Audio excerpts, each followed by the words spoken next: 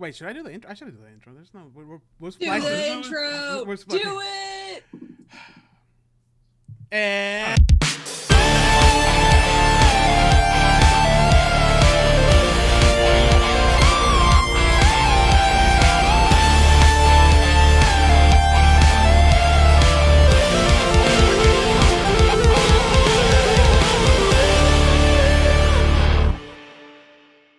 interview. Bam, bam, bam, bam, bam, bam. Yeah, totally. This is the live interview we're doing as we're recording our live episode. This is certainly not recorded on a different day. I can promise you that much. Nope. Just look at the shirt he's wearing. Yeah, it's the exact same shirt, and I'm drinking the exact same beer, which and proves, look at the background and make sure nothing moves. which proves that it is the same day. Wait a minute, that lampshade was exactly 2 points. Look for continuity errors, audience. Yeah. Oh, so yes, we are talking today about post-campaign wind out / stress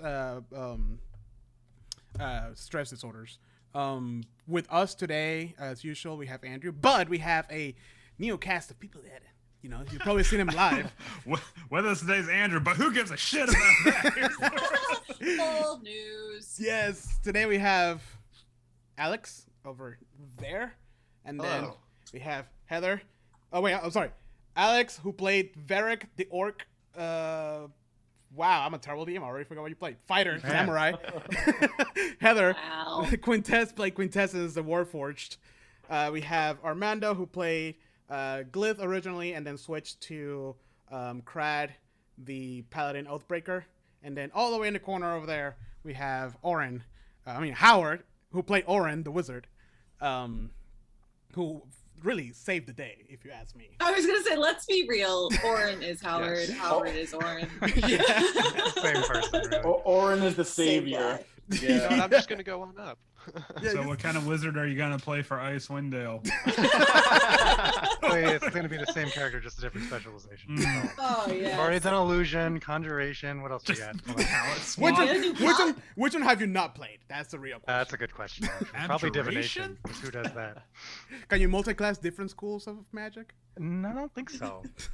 That's cool. That's a sorcerer. Maybe. Okay. All right.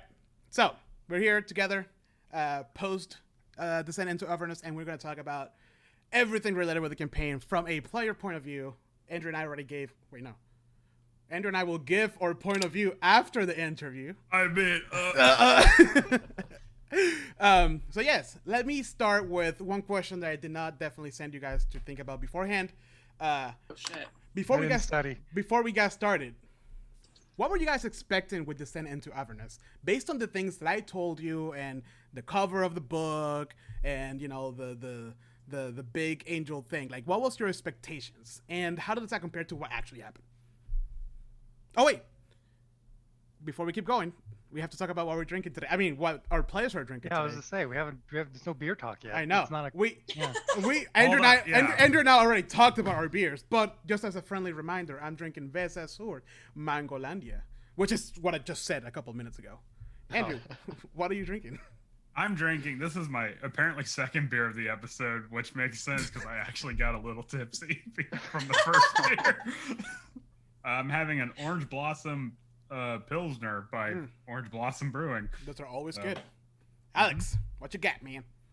So, this is my second beer also, but this is golden. Oh, I love those. The mango. Mango Oh cart. my god. Mango It's cart delicious. Yeah. is See, the that was bomb. Amazing. If you're trying to day drink, this is where it's at. Yes, Hell yeah. for sure. Try. That's Alex, right. Alex, you actually have a problem. This is an intervention. Oh, we're all here, actually. No, don't go away. Don't run away! Don't run away from the healing process. We need the banner and somebody to do like fire magic, just Yeah. like burn the banner. The banner Interventions get appears a in the lot harder background. with COVID. Yeah. By the way, mango cart for a beer batter, chef's kiss. So good. Really? Yeah. I definitely grabbed it Good to because we were know. like going out kayaking, and I was like, we need day drinking. Thank you, Sim, for fucking giving. Yeah, me that was weird. Oh, yeah, unlimited minutes. Unlimited Oh, minutes. wow, wait, Yeah, there's minutes? yeah, What is this? 1999. All right, guys. Wait, are you paying? Are you paying for Zoom Express? we gotta get this happening. Wait, is it? Wait, I need to is put it in my AOL disc. Is it after 7 p.m.? Because then it's free. All right. You have Heather, to call me though. What? Yeah, right. What are you I'm drinking? being super lame and I'm drinking sweet tea.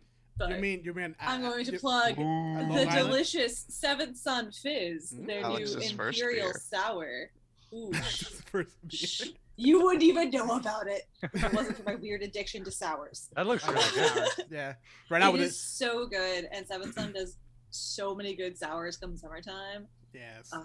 Right now with I love this sours. with this heat is perfect. Armando, what you got for us, man? I'm counting calories, and I actually just had a setback in my lifestyle change, Oh, which fuck, makes where me are the very calories sad. But I'm gonna plug Vizzy Hard Seltzer. Thanks. There you go. Dark Side of the Moon. Thank you for Put just it in front of your fucking face. Yeah, in front of you. fucking your life up. Dark Side of the Moon, from college all the way till life. Yes. And this is a hint of pineapple mango, my favorite, but it comes in a variety of flavors, and it is really worth it if you're trying to get a day buzz, a night buzz, and watch your calorie intake.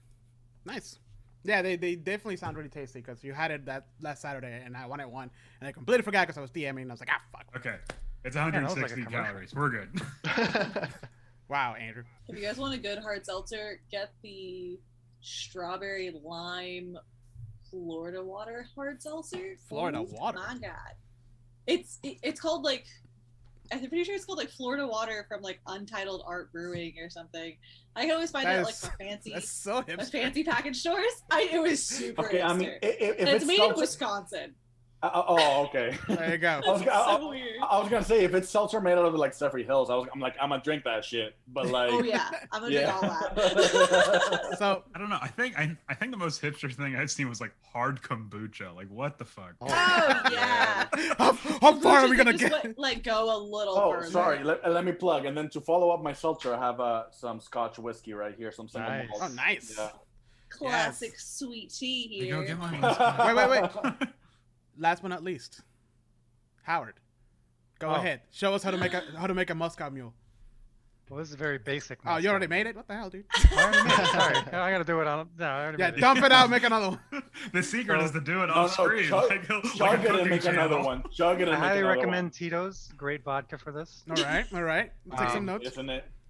I go with some basic, like, lime juice you can just buy, because I think that you don't really have to go too crazy with That's- limes, because then nobody You has don't time you for don't you don't use real sweet slime, that. I man. don't That's- use, no. I That's do a not. very white Uh, thing to do. I shame. understand. Yeah. Shame. Yeah, And, Real limes. always. Thick limes at the No- corner never store. the- no- Patty's never the Pie. bottle. Guy, stop shitting on the wizard, okay? And I normally go with, what is it, Gosling's ginger beer? What was Oh, it? yeah, that was a good one. Ryan Yes. Gosling. But today I tried this one. Oh, I've had that one Okay. too. It's really good, actually. I like it. Yep. Highly recommend. I Nice. would, I guess, for on Oh, yeah. audio only. It's called Barrett's. Barrett's. Barrett's ginger beer. Yes, and as you can tell, we are a bunch of drunks. Yes. Except me. No, you're still drunk. You're just being a nice drunk. Oh. I'm usually fairly nice drunk. I'm the kind of drunk that comes to your party and then starts cleaning your house. for you. Yes, I've witnessed that. Yeah. It's great. At first, I was like, "Let me I've stop been you! Don't do that! since Don't I do that!" was- And now, last time young. you came over, I was like, "Kristen, don't even bother. She's still gonna clean." No. I kind of I feel like will, like- I kind of feel like I gotta host something now with all of y'all. Like, Yeah, specifically Heather, like right here, like she can start cleaning. hey, Heather, Yeah, like I'm gonna hey, just take, my take, house take is a real couple dirty. take a couple shots and just like go at it. Like Actually, you got the Love me at Swiffer, parties. you got the Swiffer, and you got the vacuum. Just like don't worry about the noise. Just Funny- spray that shit. Funny enough, and you can ask. Parents love me at parties because I always clean the house after. Yeah, it's great. Yeah. Uh, But funny enough, you can ask Andrew. Kristen will fucking organize all of the things in your kitchen for free. The last time they came over, I was like, "No, the pantry's too clean." I like intentionally like threw some stuff on the floor that way. I'm like that. Now she'll have something to do. He actually- describing mine and Alex's relationship dynamic right now. It's I organize everything, and then he goes, "Where the fuck did you put all my stuff?" The funny thing is that Kristen shows up and she's like, "How's your pantry?" And Andrew opens the door and she's like, "Okay," and she starts like moving everything around. And I'm like, "All right, that'll keep her entertained for a couple hours. Let's play some Scythe." Yeah, pretty much. All right. Look at that. We kept the alcohol talk for less than 30 minutes. which is a So the record. thing I really like about Andrew, the we're done with the alcohol. You know, can we just Sorry, talk about so sours Soon now? we I need think to do a Seminole Heights brew tour, because come on. Live on Attack Opportunity. Wait, are you guys D&D or like an alcohol podcast? Brewbus? Are we talking about Oh. Brewbus? Brew bus hey, is man, lame compared to all We're of the trying to get you things. advertising money, man. We're trying to get you advertising. Fair. money. Yeah, we're Fair. dropping names. Well, no, if you go on Brewbus on Sunday, don't they go through Seminole Heights? I I don't think. know how that works. I'm not. I just know that they usually are in the way. Tiny roads and the big bus and a lot of Yeah. drunk people piling in and off of it. Oh yeah, it's a place called the Brew Bus. Goddamn drunks on the Brew Bus. How dare they? They finally got the long tables back into Seventh Son, and I want us to like go play a one-off there so badly. It would be perfect. It's wow. it's perfect. It's like the full tavern experience, but like the big chandeliers and like That'd be Like awesome. 8-foot tall Wood. barrels. You know that Ugh. cool stuff still hasn't opened their freaking doors to like regular, not even Magic. Fucking left. Not even what like are with all the masks. magic kids doing? No, probably dying. Well, Online they have Magic. the online Yeah. game now, which is pretty big. Okay, but we're not here to talk about Magic. Damn it! Sorry, bye Easy. magic. Just so you know, the episode that we recorded, the episode is about an hour and like 30 minutes long. So we're gonna slice this in between. It's gonna be like a 2-hour long episode. Yeah, So it's called the Local Loop. It's on Saturdays and Sundays. Sorry, what were we talking about? Brace yourself. Damn it, Let's Andrew. do it. This is going nowhere. Okay, all right. First question. I already said it. I'm gonna say it again. So, what were you guys expecting with Descent into Avernus before we started? Like, what was when I gave you all the information I gave you, like the imagery I show, and once you guys got to like session 0, you saw the picture of like Stereo and all that. Like, what were you guys expecting before the game, and what and compared to what actually happened? So let's start. Yeah, let's do the race of Hastings. Armando. I have a suggestion. Like, why don't we start with like the complete newbie, like first time D&D player, and then move on to everybody else. Sure. Why don't we roll for initiative? No, Oh, we that- are that- not that running sounds for like it. it. That sounds better. Roll. I like Andrew's idea. Okay, Damn hold it! on. Where am I die? You literally Where am I just dying? gave me. All right, you literally get just gave me like physical die. Let me go get them. Okay, and Howard, it doesn't work on. Get your die and roll for initiative. Hold on. Okay. Are we serious? Yes, we're serious about this. Okay. Let's do this. What's Why my can't I modifier? find though? my dice? Well, you're all Never It humans. mind. was So in the game. your modifiers are gonna be based on just 0. You get nothing. No Oh wow, modifier. that's lame. You're commoners, okay? You get nothing. Howard. Okay, so I just want to point out that Jose is such a great DM that he literally just referenced a very short campaign we did this weekend with other people that are not, and he literally gave me my, oh god damn it, Dark Just Side of the Moon. Google roll 1d20. Gave me my first set of D&D die in Oh, a little nice. bag with a wolf. I think it's a wolf. I'm Yeah, they playing all a had like wolf. different creatures. I Yeah. Cool. All right, let's see what we get. And the thing I is got that a it, 14. it was supposed I to be got 14. It was supposed to be a surprise. I know, and Kristen ruined And it. Kristen fucking ruined it. I'm like, damn it, Kristen. Am I rolling a D20? D20, yes. All right, me and Alex got the same thing, so we have to. Fight to the death. Yeah, you gotta. That's the only option, really. All right. All right. I got a 4. 19. Does it Okay, go to a damn. coin flip now? So Heather got a 19. Who got a 4? Who's that? Armando, you got a 4? I got a 4. Yeah. Dude, Armando. dig my dice out. Doing initiative for an Alright. interview question. Armando. Now we're gonna keep the same initiative, or are we rolling? No, we're I rolling kinda- for each question. We're gonna roll. I kind of feel like I'm still playing Crad because I had like a 1 initiative with Crad. So like, It's a new encounter with every question. Howard, what's your initiative? 2, 2. Oh my God, it was worse than Armando's. just like real life. All right. didn't you have a higher initiative than Crad though? Didn't Oren have a higher initiative? I think he did actually. I had a 1. but I know that crowd kept rolling like for shit every time the initiative came out. Because I had a 1. That's still pretty good. It could have been negative. Andrew and Alex, reroll. Okay, I got a 5. I got a 7. Ooh, Wow, I this got is- him. This is going great. What did he get? A 5? I got a 6. Okay, so Heather, you're gonna go first apparently. Yeah, because I'm totally prepared. At like 20 minutes. Again, this discussion. It's just no. We have So- alcohol. There are involved. wrong answers. They are wrong answers. They were stupid answers too. Mm.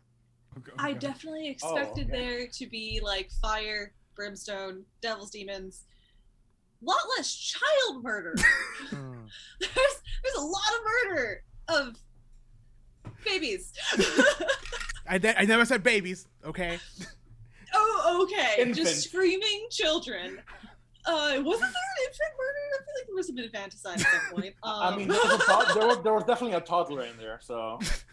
I don't murder remember. Lulu, who's essentially a baby. Yeah, you're not wrong. The size of Yeah. a baby elephant, for sure. Baby. Until we saw that artwork, like, oh god. Yeah. Oh, Jesus. That changed our opinion. You guys got so hung up on the artwork of her. By the way, for the listeners who are planning on running this, not the artwork of the actual stat block, but the artwork that she's like floating next to the boat. I guess the way it was, like the perspective showed her like an actual fucking elephant, like ugly flying in front of the boat. She's not done yet. Put her back in. Yeah, but for the most part, like it was pretty on trend for what you kind of described, and I don't know, it was I didn't expect a lot of Baldur's Gate though. Like I still have the deed for the ship. Still in the inventory is the stupid deed for the pirate ship, and I'm kind of like Pirate go back adventure. for that? Should have sold it like we tried to. Should have sold it. Yeah, it's gonna become a cursed ship and Ghost of Saltmarsh. This Yes. A leaky tub of a ship shows What up. was the name of it? Did they have a name? I can't remember. It did have a the name. Yeah. serpent. What was it? I didn't write it down. Wow. Got it in here. Wow. It is So for the most the part, it was uncivil serpent. the uncivil serpent, and then Captain Zudge laughed at your face whenever you tried to give it to him for. Yeah. Oh well, yeah. And what of Zudge? Like more Zudge. Mm-mm. You really Yeah. should have shown up for that last fight. When everyone else was there. This guy's owe me money. Fucking Punches Zariel out. wrestle Tiamat down to the ground. It's like, these are mine. It was an entire fight of people I completely forgot about. I lost my fucking mind. Sorry, I lost my mind because I could not stop laughing. Like I forgot about all of you. Great. Oh yeah, when you guys got back to El Terrell. Oh yeah, I couldn't stop laughing because I was just like I spent 2 weeks like how are we gonna deal with Tiamat? Oh my god, how are not Tiamat? How are we gonna deal with Zariel? Like how are we gonna fight a literal angel? And then you pulled a hat trick, and I just like I couldn't stop. I was like, oh, okay, Queen of Dragons and That's like 3 more dragons, The and then throw some other weird dungeon bitches in mastering there. tip number Can- 1. That's superb expectations. I learned that from. Can I just point out that the reason she showed up is because both Glyph and Krat like talked to her and then forgot about it, and she was just like, I might want to help these guys. Yeah. Well, she has her own purposes. She's a Her gold, own agenda. Yeah. She's got her own agenda. gold dragon. Uh. How about you, Andrew? What do you expect versus what actually happened? Um, Wait, no, I you're not. was- Oh yeah, you are next. Oh, okay. I was told this was going to be like Mad Max in Hell, so I was definitely expecting more like V8 Fury kind of a thing going on. I thought there was going to be like semi trucks for some fucking reason, so I was like all pumped for that. You Yeah. were this. Honestly, I should have leaned a little bit more into it, into that part of it. It's just that when you guys try to take on Hardeman, that was too good not to make you. The book literally says like if the players ever feel like they're doing good, sorry about that. If the player feels like they're doing or achieving something at all, like make sure to undercut that by doing something and make them feel bad. So of course, you know. I mean, I watched all the Mad Max movies. I did before too. we played. Oh man, so yeah, not enough Mad Max. That's my fault.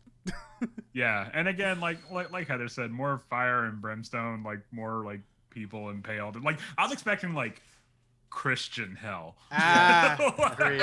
Yeah. Yeah. I So see. like Demon babies crawling through. I should have played Blasphemous before the game. yeah, like Dante's Inferno kind of thing. Oh, like, you literally took the reference that I had in mind. It's- when talking about it. like a lake of tormented souls. Like Yeah. Yes. Go visit a good like Baptist church. Go have fun. Go Yeah, deep yeah. south on that one. Go yeah. Oh yeah. Just Snakes one and all that. afternoon of that. So You'll figure it out. I'm still happy with what we got though. Don't get me wrong. No, it's okay. This is the time for you guys to tell me what you really thought. Oh, thank fucking God. good. Wait, no, I take it back. Don't My be mean. turn. Jesus Christ. All right, so can we talk about that fucking fetch quest? Damn it! We're gonna get there eventually. Hold on, Alex. Oh, we got all the way Oh, back. man. Oh man. Okay, sorry. Alex, how about you? So I mean, it's pretty similar to like what I expected, like demons and everything like that. But there was like a few times where he just like killed us emotionally, and ended the session, like when when Lulu died, it happened, and then you're just like, all right, guys, I'll see you next week. Yeah. Like, what? We'll pick this up next week. There's definitely a few moments like that. And then like what Heather was saying when there's like the building on fire and we hear children screaming, and then no more screaming, and we're like, oh fuck. Also, when you killed all of us, and then we ended the session. Yeah. I forgot about that. Yeah. That was like the second session, wasn't it? Oh no, No. sorry, I'm talking about the time when we were in hell. Yeah, The first time. not I the forgot about Baldur's that. Gate part. The No. second time. Yeah, no, which I time definitely- did we all die? You're right. Hold on, I forgot the other one. I don't know how many times you actually would like end the session and Alex and I would just kind of meander around the house like, what? What the fuck happened? Mission accomplished. Well, now what? Yeah. Now it's time for bed, I guess. Yeah. I don't feel so More good, Mr. nightmares Stark. tonight. Just so you know, there was a section in the book that was literally the title was "Everything Sucks in Hell," and one of the things was like, if you guys ever did anything good, it legit said undercut that feeling by like destroying their weapon, make sure their pants fall off, or some bullshit like that. And I'm just One of these things is Just not fucking pants together. them. Yeah, that'll do Pants it. them. well, it said that the belt, like your belt buckle, like like you know, it's like whatever. but that was like a big part of the Random. game. A random specter comes by So, and undoes your belt you buckle know- like, So, woo, Vera, sexual harassment there. I was like, Yeah, so Vera, good job at killing that creature. Your pants fall off. Yeah. Like, oh, that's random. All right, Armando, how about you? You're the Oh, you're it's the my turn. first time everything really. Yeah, first D&D player. Trial like, by fire. Yeah, I didn't know anything. Got thrown right into Avernus, which apparently is one of the tougher campaigns, or at least more emotionally Jesus Christ. emotionally Draining. striking campaigns. I don't know. I mean, again, I mentioned this when I just said it. I imagine sort of like a Dante's Inferno, which I love. So like, I don't know. I figured we might be going through some circles or something. I didn't know what to expect. Literally zero expectations. Just kind of like go with it. Started out with Glyph. Fucking hated him because I apparently can't play a bard well, except for like shock. Thundershock, Thunderwave. Thundershock, Okay. Thunderwave. And then I apparently almost killed my own party members. That was No, great. that's No, that that's was part, good. that's par That for was the course for Thunderwave. Don't worry about that. I will never not find that funny. Yeah, Really? Heather, They built that in. That's that was fucking campaign. That was literally session one. I was like, what do I do? Just blast everybody to the wall. this spell sounds good. It sounds powerful enough. No. It was. It was. Uh, It really was. Woo! I love moments like that. and then I think the moment that emotionally killed me the most was when Krad, who had Revivify, but he needed a diamond that was at least worth 300 gold, which nobody fucking had, was just kind of like, does anybody have a diamond? Does anybody have a diamond? Lulu. And everyone's just kind of like, dude, like you just joined the party, calm the fuck down. Why are you crying? Why are you crying about Lulu without them knowing that? Right, like, right. That was like. they have a history, right? Like Yeah. for 40 years, he's been thinking Lulu's dead, like Zariel's dead, Right. like everything. So like, We're just looking at you like, you just showed up. Calm down. You don't even Okay, know. listen here, new guy. we haven't even accepted you. You're crying over our pet friend. Like, what is wrong with you, dude? But yeah, I had like honestly no expectations except thinking that it would be kind of like Dante's Inferno, and then it was a little bit traumatic. Yeah. And then honestly, I was prepared because you and I talked about killing off Glyph and bringing in Crad, and then the way you like just decimated, just like I'm thinking of like the English translation of Death Note where it's like eradicate. You just eradicated like Glyph. So like in my head, I'm like, well, Crad is going to try to be like some kind of like empathy and just kind of like, ceremony this guy. No. Everyone's just kind of like, Well, he's dead. what the hell's it gonna do? We're in hell anyway. Like, All right. Well, I mean, what are we that's gonna do? fair. That's a fair point. yeah. So I was like, well, you guys don't understand. I've been here 40 years. Like, at least he won't turn into a fucking zombie. Like, Yeah, right. Yeah, there's like he didn't return to the River Styx type situation. I Yeah. mean, this is probably where Glyph is gonna end up anyway. But like, it's funny that you say the same like more rings of hell or whatever, because there how many are there, Andrew? 8 or 7? There's 9. Nine, There's it's- 9. Right, and oh, they're so all it's literally like Dante's Inferno. yeah. You guys just were in the first one. Well, not literally, but it's like one is like Avernus is the top ring, and then like as you go, it's like Well, I one's meant like the number. yeah, yeah, but like Yeah, I meant the like number. yeah, one's like a ring of poison, one's like a ring of ice, kind of. So we How do you could have get gone down down. Yeah. That's an excellent question. Honestly, it is, unless you're a demon, the only way you can get to the other levels of it is by using by traveling through the plains. Quite literally. because it's Could a we- plane. Could we Yeah. have used Orange Door at the end of the session, in the last session? I Oh, don't. dimension door. Oh. Yeah. No. Trap door No. style where we just drop the party into the next Yeah. layer. Or I you just open the ground. I'm like, you- all right, guys, get in. you could have used a little submarine thing, Bull, that you guys where you guys almost I died think- and just go down into the River Styx, and that's how you get to the next level. I Oh. think What? if, That's where demons I come think from. I want to say you can use planar shift in that. I think one. that's the one I was thinking about. Yeah, planar shift. I didn't Yeah. know it was a different plane of existence. thought it was You just, know, like, honestly, directly below. I'm not 100% sure, but Hmm. more than likely that's probably the way to do it. They're Interesting. not very Alright. clear with that. I don't think you'd want to go there anyway. Yeah, no. No. Anyway, that's Probably the end of my not expectations Right. of my first D&D campaign. Yeah, Yeah.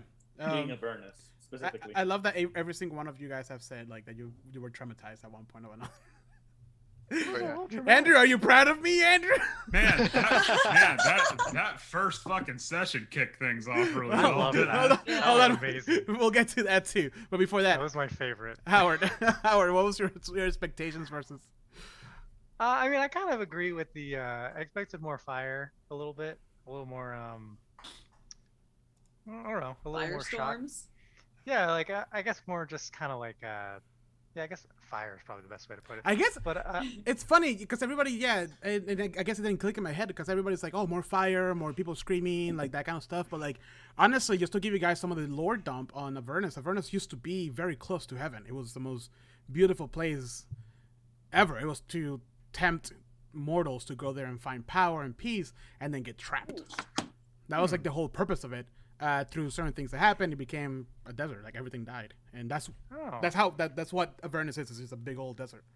that's what I was gonna say. I think it would be a giant desert. I was Yeah. not expecting You said- miles and miles of desert. If you want fire everywhere, you go to the elemental plane of fire. Right. Yeah. So I wasn't expecting that, and I also wasn't. actually- Shut up, Andrew. We're not. I was kind of expecting I think that's where whoever we- Andrew is based on his background. Yeah. I was expecting everyone we'd run into to be surprised we would be there. No. But most people were like, "Oh, Yeah. oh, it's you Adventurers. guys." Yeah, like, oh, You okay. too, huh? But no one was like, "What are you doing here?" No. Yeah. A lot of adventurers, especially wizards and sorcerers, like to go into Avernus to find power.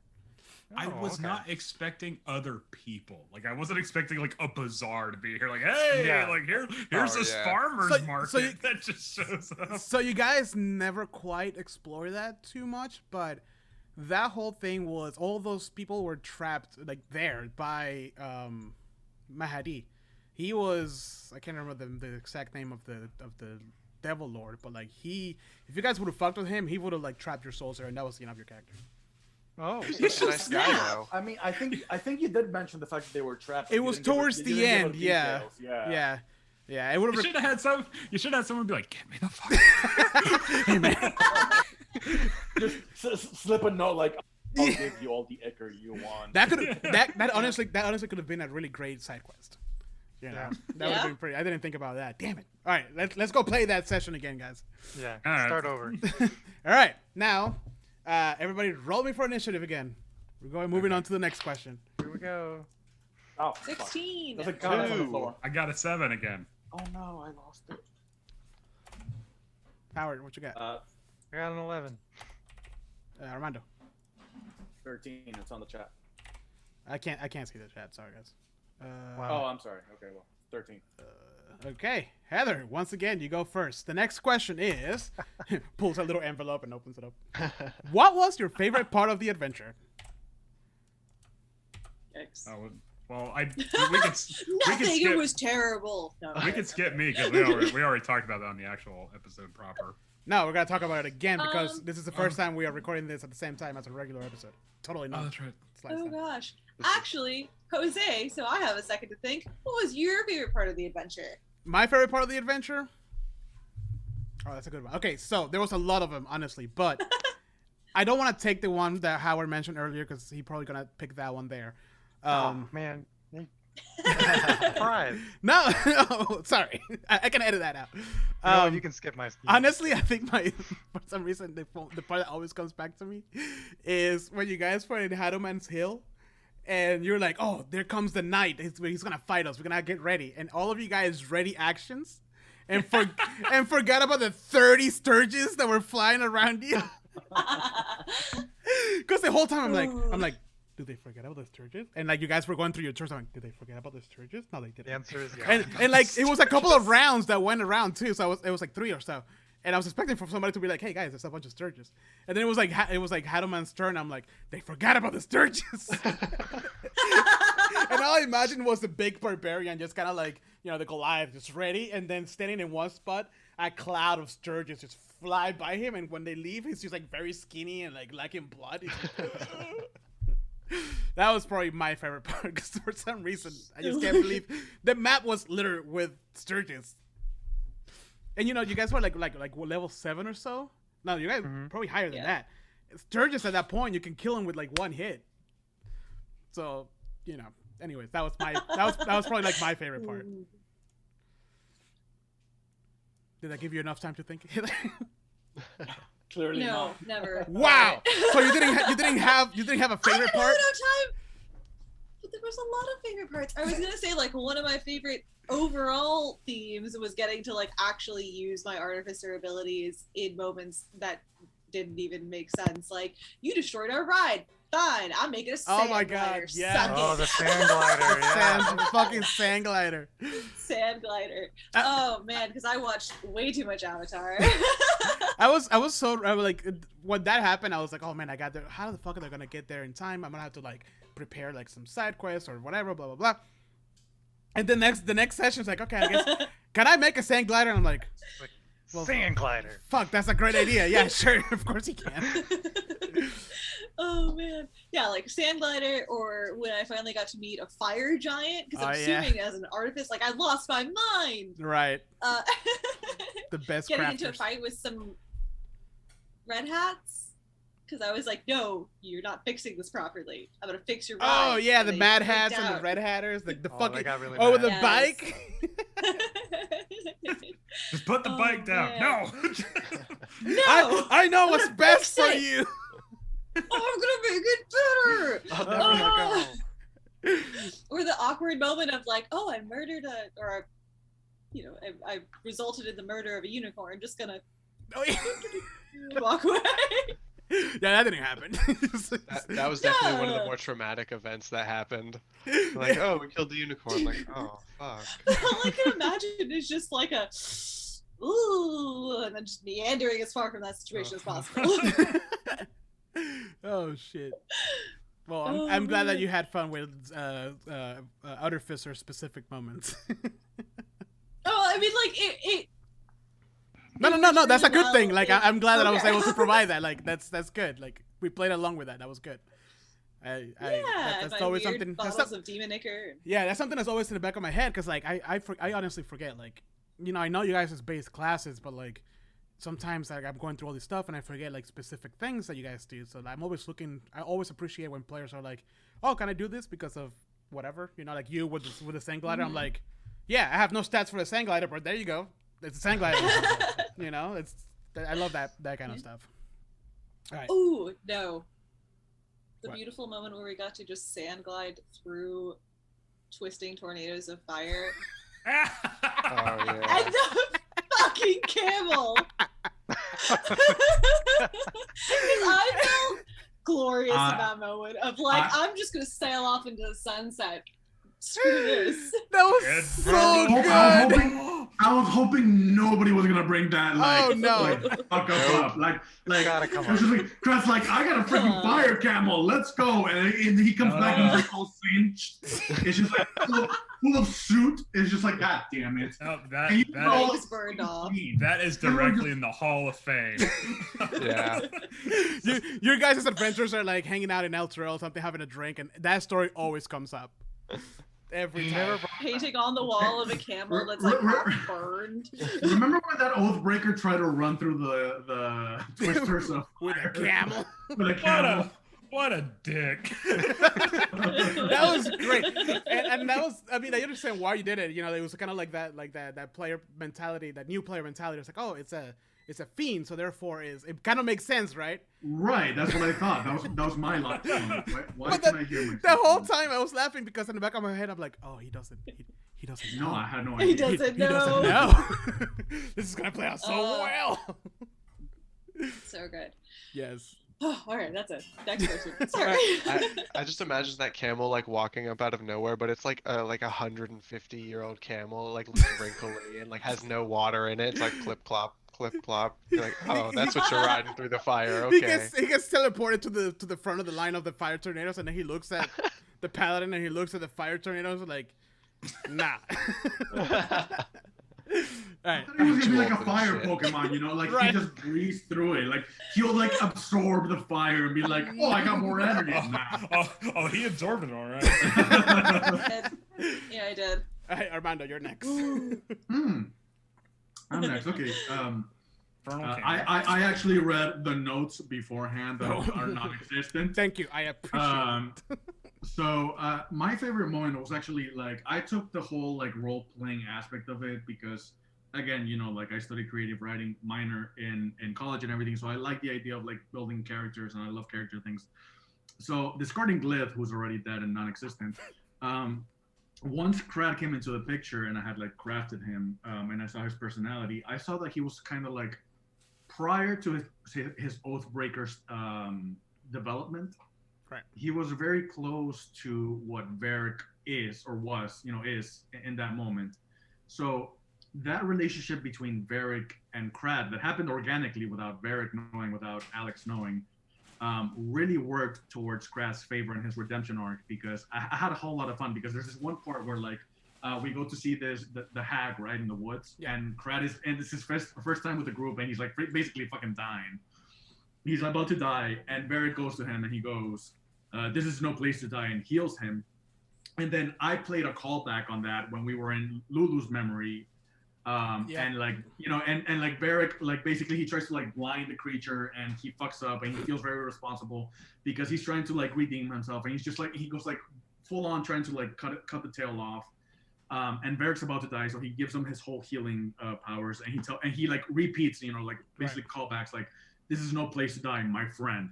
Right. Because in the whole situation in my role play, like Varric was the only character in the party that didn't give Krat any fucking attitude or like any like shittiness, Right. for fucking existing compared to like everybody else. No, hold on, sorry. And Orin was indifferent, but Varric was like, I am such a man of honor that I will like, you know, give the benefit of the doubt to this character. Right. Like Quintessence and Karpak were total dicks to him. So It's called roleplay. Right. It's called my personality. It's called you're not Glyph anymore. That's exactly what I'm getting at. So like, because you guys were total dicks to Krat, and part of Krat's personality was like, you fuck with me, like you're done. Right. Like that's why when there was at one point where you guys were like, why is he always helping Varric and like not us? because Varric fucking like saved my life. Right. So he earned my respect. Right. So I just like played off the whole time, all the way up until the end, where like things kind of like evened out, and we were all kind of like Right. finally a team. So that was my favorite part, like the non-communication. Yeah, not just the arc, but like that like understanding between Varric and Crad that like maybe Alex wasn't even fully aware of, but like me as I was playing Crad, I was like, you know, like this is like the one guy he respects. Right. In the party, which is why he whispers, "If it's not you, it's anybody," as he tries to take Right. Zerial's sword. And it's like, yeah, no, I think, Classic Alex. yeah, and I think that plays well also because both of your characters were very what's the word I'm looking for, like quiet and like to themselves type situation, and you have like that mutual connection. Even that sort of like understanding, right? That quiet understanding. Even though you guys were in like completely different spectrums of like the evil versus good type situation. Yeah, I love when stuff like that happens organically. You know, like play off of those moments, man. That's what D&D. Well, I mean, I hooked on to that because, like, again, Quintessence and Karpuk were so angry at Cat for showing up. Who the fuck are you? And getting Cliff killed. It was like, dude, like, I try to help him. Don't gotta calm down, man. Like, I think it's because we also like. I definitely did not understand at first that you were just killing off your character. Yeah. I was like, what the hell? I might have had something to do with that and doing it too suddenly. All right, guys, we're gonna start this adventure, and Glyph is dead. And He literally stepped over his corpse.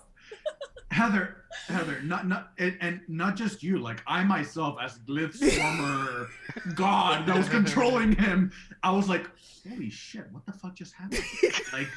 Like I thought it was gonna be your subject. Right, like I thought Jose was gonna be like, you know, Crad, Glyph, and like there's a fight. Like he'll take over Glyph and I'll take over Crad, or something will happen. No, Glyph just gets thrown aside, and he's like, you're Crad now, and I'm like, that's not how it works, man. I'm like, you want your character dead? He's dead. He's dead. He is dead as a doornail. We ended that session, and I went to sleep in fetal position. Is what happened. Like. I will never ask. Just like that. I will never Jose ask. will just murder you. I will never ask Jose to change my character again. I'm sorry. Yeah, I was like, I should have stayed at Bard, just supporting everybody. Now, to be fair, I specifically laid out when I changed my character, I do not want him to die. I want him to stay behind. Again, that's like the newbie like shit, right? Like he was just like, you want to kill him off, and I was like, I guess. Honestly, he was like, hey, and he was just like, okay, and I was just like, oh, okay. I got you, man. Yeah. You wanna kill him off? Yeah. Before you even I was like, I want to traumatize the group. I didn't realize it would backfire on the new incoming character. Yeah. Steps on a landmine. You showed up like, our dude just died. We don't care about you. Who are you? Takes his shield, takes his sword, and then when you're in the Emporium, he's like, actually, I fucking killed him, because he's still kind of a douchebag because he hasn't had any social interaction for 40 years. Yeah, honestly, that was my justification for how I acted, because I'm like, okay, Glyph is cool, and then here comes this guy with Kite and Harriman behind him, and then gets Glyph killed, and then immediately like starts robbing his corpse. You don't just immediately lose. I love the contrast when Andrew changed Ludovico. He was like, guys, you know, this is it. Here's my sword. Here's my whatever. You guys, I have to take care of my. And then with fucking Glyph, this is that. All right, here's Craig. Right, and here's the thing. Like, what I imagined. Like, I thought you guys were gonna like question him, or like, you know, like have some kind of like dialogue where like Corrado was gonna be able to explain to him explain himself, or like. He wasn't gonna give the full details where he like abandoned Zerial and Lulu, but he was gonna be like, I've been down here for 40 years. I'm in survival mode. Like, fuck y'all, but like I'm with y'all, but like fuck y'all. Right. I'm here to you know, strength in numbers type situation. Right. Like I'm here to survive along with you, and then eventually kind of like become a part of the party. Right. Yeah. But you guys never had that interaction with him, so he was just kind of like, all right, then fuck y'all. Yeah, I think honestly, except for Barrett, who saved my life. Yeah, I think Oren, who said nothing mean to me. he was too busy making writing spells into his spell book. But like honestly, Oren's like, guys, meet Crad, and he's like, yeah, that's nice. Oh, okay, it's a new bar. Some paladin that has like Sorry, hold on. Walks up to you. but- He's like, "Hey, you got ink? No? All right, get away from me." Well, Hey, what's up, me shield? All right, anyway. but Hon- Andrew, what's worse though? What's worse, killing a character You liar! or not I already killing a fed you. character and having him come back at the end and be? I useless? fed her already. Yeah. I'd rather Ludovico fucking die because it was such an embarrassment. I already fed her. I always imagine that scene in Endgame where like Hulk goes back in time and you're, oh god, that was bad, wasn't it? Yeah, right. Like he's like, I mean that's you know, like that was like. I never leveled him. like, Yeah. I'm a new person I'm a now. new- I got control of I'm my a new me. anger. I'm a new me. I'm not an alcoholic anymore. Yeah. But like honestly, Is guys, Ludovico like trying to stab things and his dagger's like bending, like. It's made out of Seven damage. God damn it, dude. Can you just like just go home, But, Ludovico. like, Yeah. honestly, guys, for me, because if in case you didn't notice, this was the first campaign that I ran that I actually kill things other than creatures and monsters. You know, like it's always been very like whimsical to an extent where you guys are like, yeah, we're the heroes. Nothing bad is ever gonna happen. Maybe to my companion, but not to me.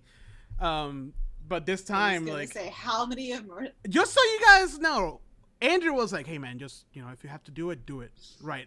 Because I told him like this game is really like this is built very harshly. Should I tone it down? He's like, no man, don't do that. Don't worry about it. Just go for it. don't pull any punches. And I took that and fucking ran with it. It's like, okay, fine, fuck it, you all gonna die. So it was a big challenge for me. I've never done that before, including like killing characters mid fight. Like that was not. I still like wasn't comfortable doing it. You know, it just played out well. Can How I many add a of my subsect? pets have Sorry, you sorry. murdered? What was that? How many of my tiny companions have you murdered in campaigns? Like all of them. Like, pretty much. Listen. Every Kinda single, I have had dozens You of pets. send them Murdered into them all. danger. What do you think is gonna happen? I do Except not. the goblin. He First, didn't die. first of all, playing a PHB Beastmaster Ranger was your fault. That's true. I think I had more companions when I was like a Triton monk, though. I had like Yeah. four You had like pets at you one had like a point. snake, a fucking Like dragon, the I had a thing, like the small dragon. a chicken. Wasn't I there had a wasn't there small a chicken in there dragon. too? I had, yeah, we had Oh, yeah, chaos the chicken. Octopus. Chaos I had an chicken. octopus. Oh, I miss chaos chicken. What Oh, was the the goblin's octopus. name? The goblin that was Oh! supposed to become like a Beto. paladin or something. Beto. Beto, yeah. Beto. Beto's the Beto. goblin. He survived though. He's fine. He did. Yeah. But yeah, no, that was a big shift in tone for me, and hopefully it worked out well for you guys. You seem to have fun, so there's that. I liked it. Yeah. Anyway, so next is Howard. Well, actually, that's a really good transition There you because I really actually, and my favorite part was, especially in the beginning, how difficult. I mean, I guess backstory is I really like difficult games. Like I like Yeah. stuff to actually be a challenge, and those initial fights were just like some of the most memorable for me. Like especially, we already mentioned it, but like, I guess just we make all these characters. Like we had our session 0, we made these characters. We're so excited about them. We're like, oh, this is gonna be great. He's gonna be so strong, and then we go into that first fight. And Andrew just gets one shot, just immediately. And that was Oh, really high man. rolls too. It was it definitely shouldn't have happened, but just seeing Andrew like, all right, I'm gonna go help, and he goes in and he like tries to stab someone and then misses and then immediately gets one shot, and I just think that really kind of covered the beginning of the campaign. I enjoyed that. I really like when they're difficult combat encounters. I think that was probably my favorite part of it. Yeah, so backstory on that when I was preparing for the adventure, and I don't know if I mentioned this to you guys, probably have. I watched like the roll 20%, how they ran it, you know, they changed some things. I read the guides, I read all their DMs, subreddits about the game, stuff like that. And everybody, 90% of people were like, that first encounter is too tough. You guys have to change it, turn it down. You know, even if you have 7 players, my players just couldn't get past it, blah, blah, blah, so forth, so forth. There was like one guy who was like, don't turn it down. Just play the way it is. It's like that for a reason. And I told that to Andrew, and Andrew's like, Do it.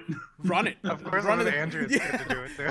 No. He wasn't the one that he affirmed the what I was thinking. Oh yeah, okay. Yeah, and so it was like everybody fucking changed it, and most people that run it as is, their characters died, and then they had to make new characters, right? Mhm. Like There's also a part in the very beginning of the game that people were bitching about because it's like Captain Such hires you, and if you don't do what he wants you to do within like a certain, like if you start like, oh, let's go explore whatever, he will send 7 veterans, which are pretty high for our level 1 party, to get you guys, and if you guys don't go along with them, they'll kill you.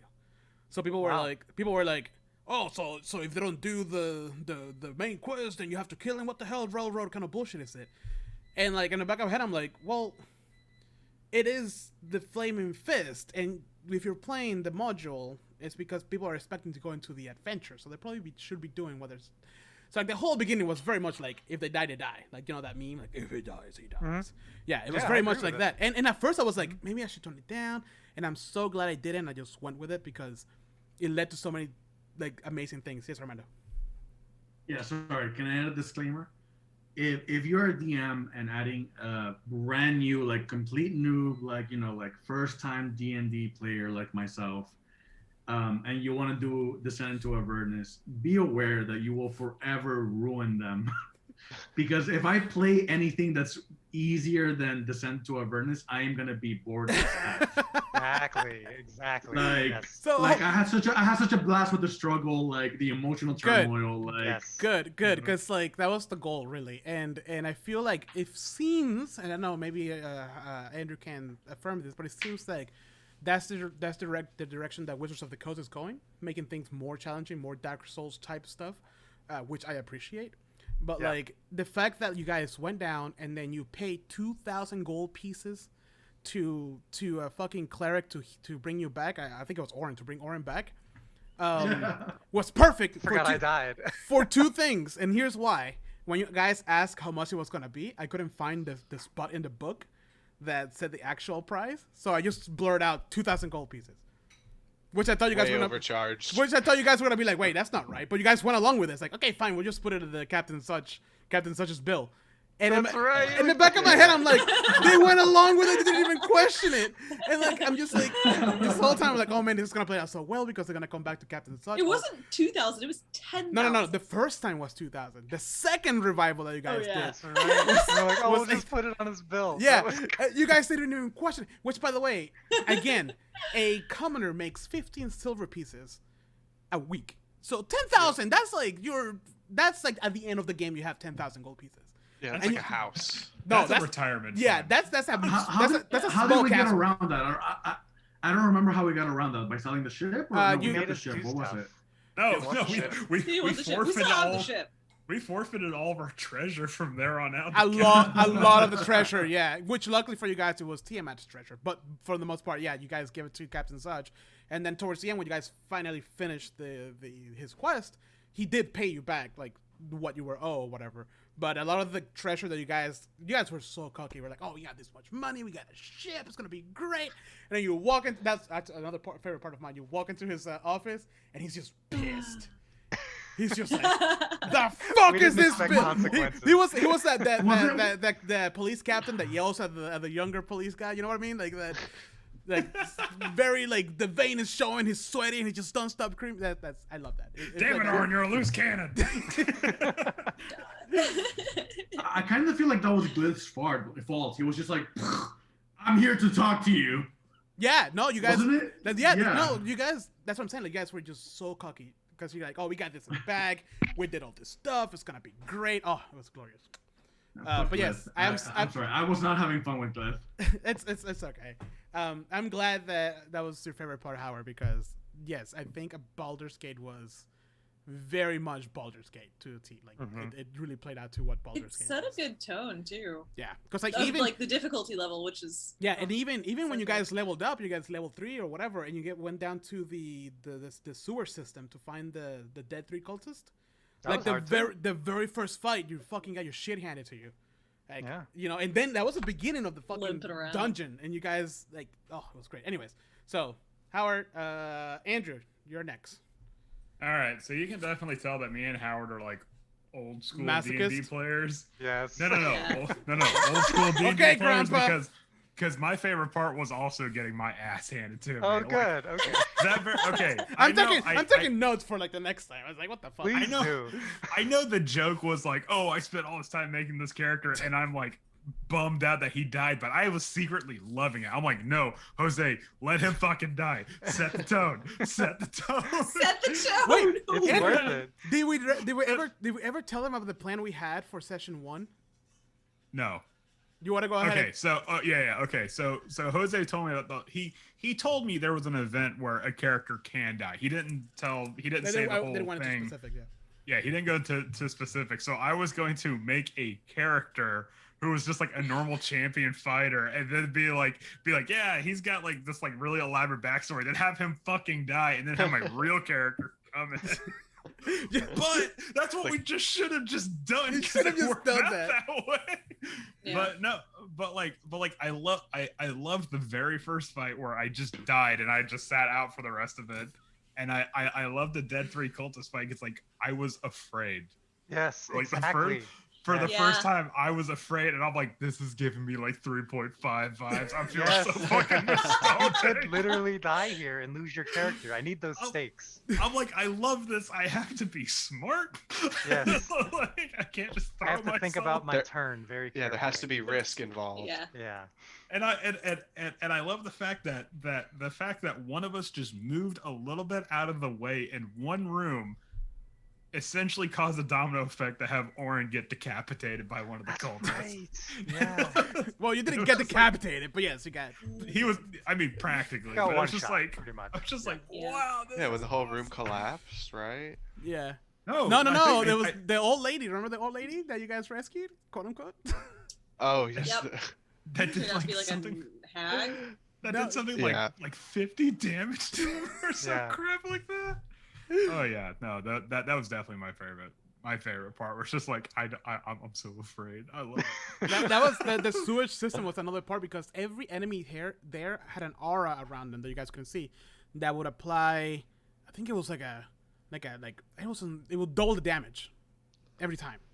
Wow. And Okay. to be honest, I kind of forgot because I was like halfway through and I'm like, oh shit, I forgot to apply the extra damage, and that's when they started hitting really hard. Oh my god. Yeah, because people were like, "Don't do that. Like, turn off that. Don't do the aura." And I'm like, nah, fuck that. Yeah. Where's the wizard? Or like particularly where the part where Glyph's like, I'm gonna go in this room and fight some skeletons. Oh no, it's fucking full. But no. But I played that off so well though. He played that off so well. He's like, don't worry, guys. Hey, take an extra 20. And then I'm like, guys, we gotta get next level. Yeah. You were like sneaking or something, right? Like they didn't see you? Or... Oh no, they Yeah. saw me. No. Like No. I burst into the room but I was disguised as one of them. Yeah, that was Oh. this was They were- under this was under the Oh villa. yeah. Yeah. So they were like, what's going on? And I was like, hey guys, we're just gonna give you an extra 20, 30 minutes of break. We got it from here. We just we're like pumped with adrenaline. We got you guys. Yeah. Just chill. And I like slowly close And it the worked. door and I say, It worked? yeah, and It fucking worked. Yeah, it worked. And then I tell the whole party like, we need to get the fuck out of here, guys. Like I just light That's my what- ass off. They're gonna come out in 20 minutes and we're gonna die. There's like 50 of them. That's what I'm saying. Like we walked into a room and we saw a whole bunch of people and we weren't immediately like, oh man, fresh meat. We were like, oh my fucking god, we are so Yeah, we're not like, oh, outnumbered. just burning hands and when we're good. Like, Yeah. Slowly close the door. I think Oh, this was like God. the first campaign we didn't just try to like Kill clear everything. out. Yeah. Yeah. It was. Yeah. You left. You a were lot of definitely more stuff. cautious. Yeah. Yes. Did I graduate, Andrew? Am I a better DM? Little Yeah. gold star on the forehead. All right, Alex, you're next. Oh man, so it's definitely two parts that were my favorite, but I think the most favorite it was getting hasted for the first time as Varric. Like when That's Orin you. was like, Varric, haste, and I was like, what the hell? Okay, that sounds great. And I read it, and I'm like, oh my god, this is broken.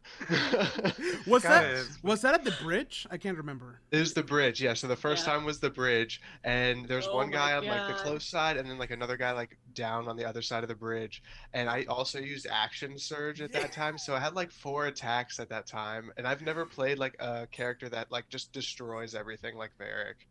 And I was like, okay, slash. Wait, I have 2 more attacks. I'm gonna use aggression and dash towards this other guy and kill him, and then just takes everybody out. I'm like, oh my god, what just That was so happened? cool. I just remember that part because you're like, can I do this, this, and this, and this, and everybody just stopped, and it was like, Yeah. and like, Yeah. wait, We're like, you want to do no, what? it's and then it's legal. He could do it. Andrew You can do that, confirmed yeah. it. And I look at it again Yeah. in my head. It's that meme of the Halo guys. Wait, that's illegal. That was brutal, man. Oh my Yeah, god. that was definitely my favorite part. Yeah, that was. like, this is unbelievable. That was. And that was the first time I uttered. That should have been a fight. Yeah. Yeah. Champion fighter idea would have been really bad because you would have missed your fighter. Yeah, Yeah. I know. Shit. Okay. Everybody, roll me initiative for the next question in line. This initiative idea is a good idea. got two Ooh. again. Mondo has Ooh. 18. I rolled a Seven. 20. I got. Damn it! Oh. I got a 17. Wow. I got an 18. I got 2 20. again. Alex, what is happening? Andrew, you said 17. Yeah. Heather. 1. Oh. Ooh. Yes. All right, Howard, you're next. you're first up. What was your least favorite part of this adventure? My What- least favorite part? Yeah, your least favorite. You want to hurt my feelings, I promise. My least favorite part. I already know mine. Every other Wow. part besides Baldur's Gate. You already know. Wait. Alex has got a list. Yeah. Oh, you can't see the book. There we go. Oh, wow. I don't know. My least favorite part. I don't know if I could pick a part, but I would say like towards the end when we got a little too powerful. I think may have been the part that I started being like, okay, this is like a little too easy. We would come into an encounter and we'd be like, oh, we can take care of it. Like when, Right. for example, when we got to that, when we kind of went back in time, Uh-huh. And- Yep. and there were like all these like crazy things happening around us, and we were just kind of like face rolling like through the whole thing, and there were like these like giant like creatures all over the place, and it just wasn't a problem. I don't think that's how Varric remembers it. Mm. I You guess and that's me true. remember that village very differently. I don't know. Like maybe that was not a good example, but I just remember having a much easier time towards the end. You and, did like, do when that starts to 74 happen- damage. Just saying. That's true. So I get it. I forgot about that. That was pretty cool. Yeah, I don't know. I think that's just it's not your fault. It's just more of a consequence Right. of higher level play. Right, which I is think that's- I think it's the biggest challenge really, and I was talking to Andrew about this because we're talking about a possible Curse of Strahd Part 2 thing, where he wants to he wants to, and let's not go into this too deep, but essentially he wants to like start at a higher level than 1, but not necessarily past where we're like 11. And I want to go past 11 into 20 and plus because I never like that's brand new to us. And if all it takes is just putting in more monsters, you know, maybe that's a challenge. But anyways, yes, towards end of campaigns, and maybe that's why Wizards of the Coast usually ends their adventures between 10 and 13, because at that point, literally, you're essentially a superhero god type situation. Yep. You know, And it just becomes math at that point. Right, Like right. it's the same thing, but with more people Right. and more dice. Like, Yeah, and I don't know. think this is where Wizards falls short a bit, because if they were more interested in monsters, they can like undercut that, like, oh, you're too powerful, and like kind of like, I mean, just imagine just if a beholder showed up, you have no magic now, Orin. What are you gonna do? right? Yeah, no, You know? I love that. Like, Yeah. let's get some more spells in there, like Yeah. silence or Yeah. like things that really mess Right. you up. Oh yeah. Right. So Um, that's a good point, and I'm definitely keeping all of this that you guys are saying in touch. But yes, you're higher level, you are more powerful. But yes, I can understand, especially because you like to play Dark Souls and that kind of crap. Yeah, I guess it's kind of a scaling issue for Yeah. me. Yeah. All right. Cool. So it's not really my fault. That's good. No, no, that's just a D&D thing, really. Yeah. And Armando, you're next.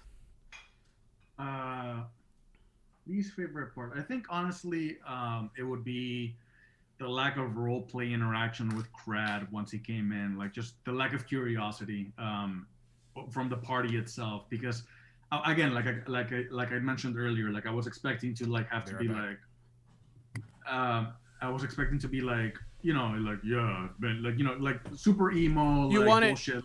You wanted Like more. I've been down here 40 fucking years. Like I hate my life. I'm just somebody fucking kill me, but I can't help. But like I can't stop myself from like surviving. This mofo's been chasing me for 40 Right. years. Right. And then they could have been like, well, he actually like came at us, and we're like, well, let's fucking like kick his ass Yeah, or you, something like that. you wanted more probing into your backstory, which is fair. It's it really, which I only got a chance to like explain once we were trying to pull Zerial's sword out of the stone. right. Which is it's fair, and I think that has to do with the fact that it was a very high level character that came in like more than halfway through the game, which is a lot harder to probe in, especially for this group, because this group is a group that very much likes to just hit things and solve puzzles.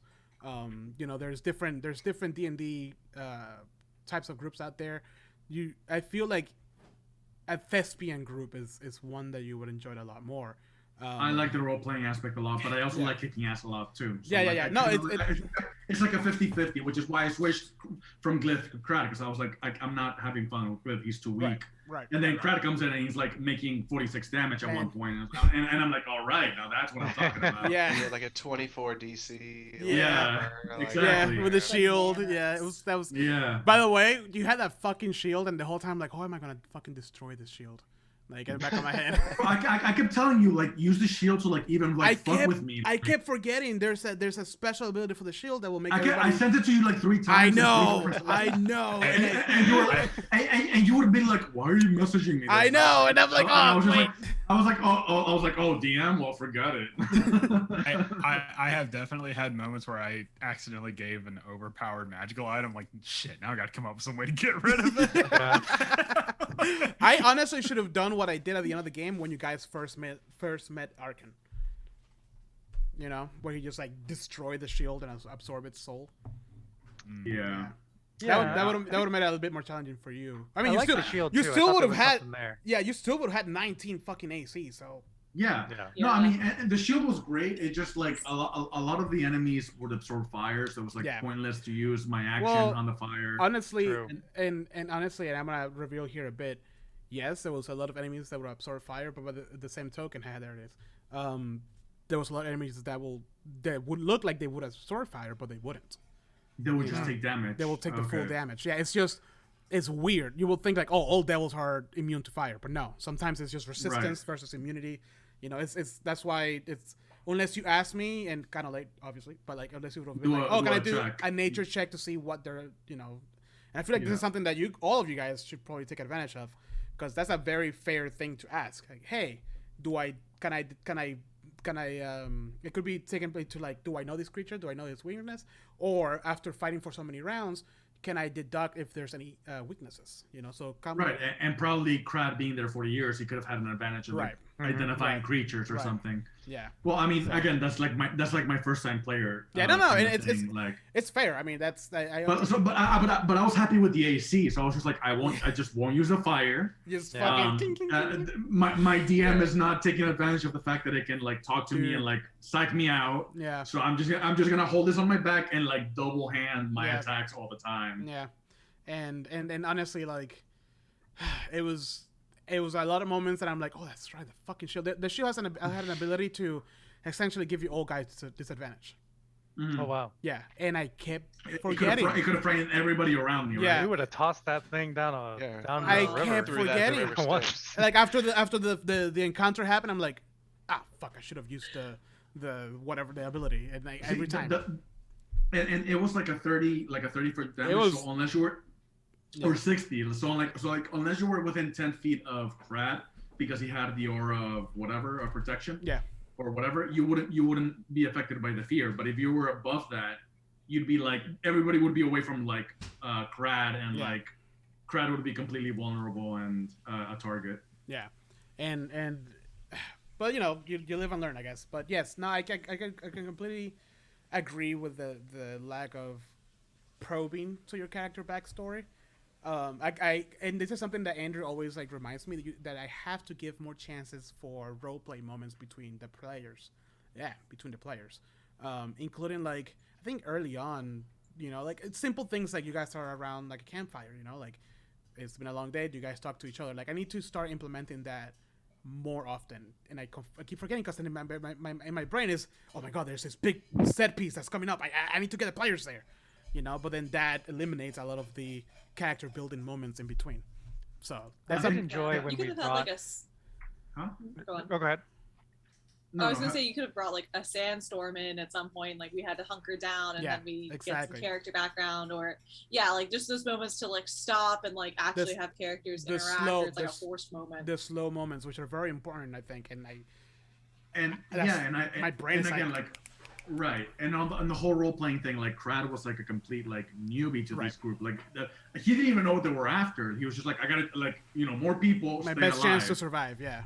Right, and I was hoping like at one point they were like, oh no, we're here to help Zerial, and he would have been like, oh shit, like I hit gold, like I'm like I can redeem myself because his whole point is like subconsciously before we killed off the knight, like he's just like survival mode. Right. But the second it's dead, he's like, wait. So like now I'm this like guy that grows skeletal wings, and his eyes glow dark. I started after we finished the campaign. I was like, it should have been like his eyes glow dark and like black tears come down. Right, like because he doesn't want to look. Yeah. Right, because he doesn't really want to be an oath breaker, but he just shat himself. Yeah. Well, yeah, like stuff like that I think it would have been helpful for Krat specifically. Yeah, I can see that 100%. I'd say probably a good example of that would be, remember when we were like interrogating that dude in Orange Shop? Interrogating fun of my store the entire time. Yeah, you're like, guys, we're trying to get information on. Like, did you see this book? It's like, oh man, this place is really run. Does it even come in here? Like, yeah, man, what a shit heap. I feel like I was the only one that was excited because you had like technical diagrams over here. And I was like, oh, the first people to come and visit, and they're just like completely just destroying everything I've worked for. What are friends for? Didn't one of us get like a manga and like sat on the floor in one of the hallways? I think that was a good example. Like that was a very good moment. Yeah. Playing off your joke, Andrew. Just this is just for Heather.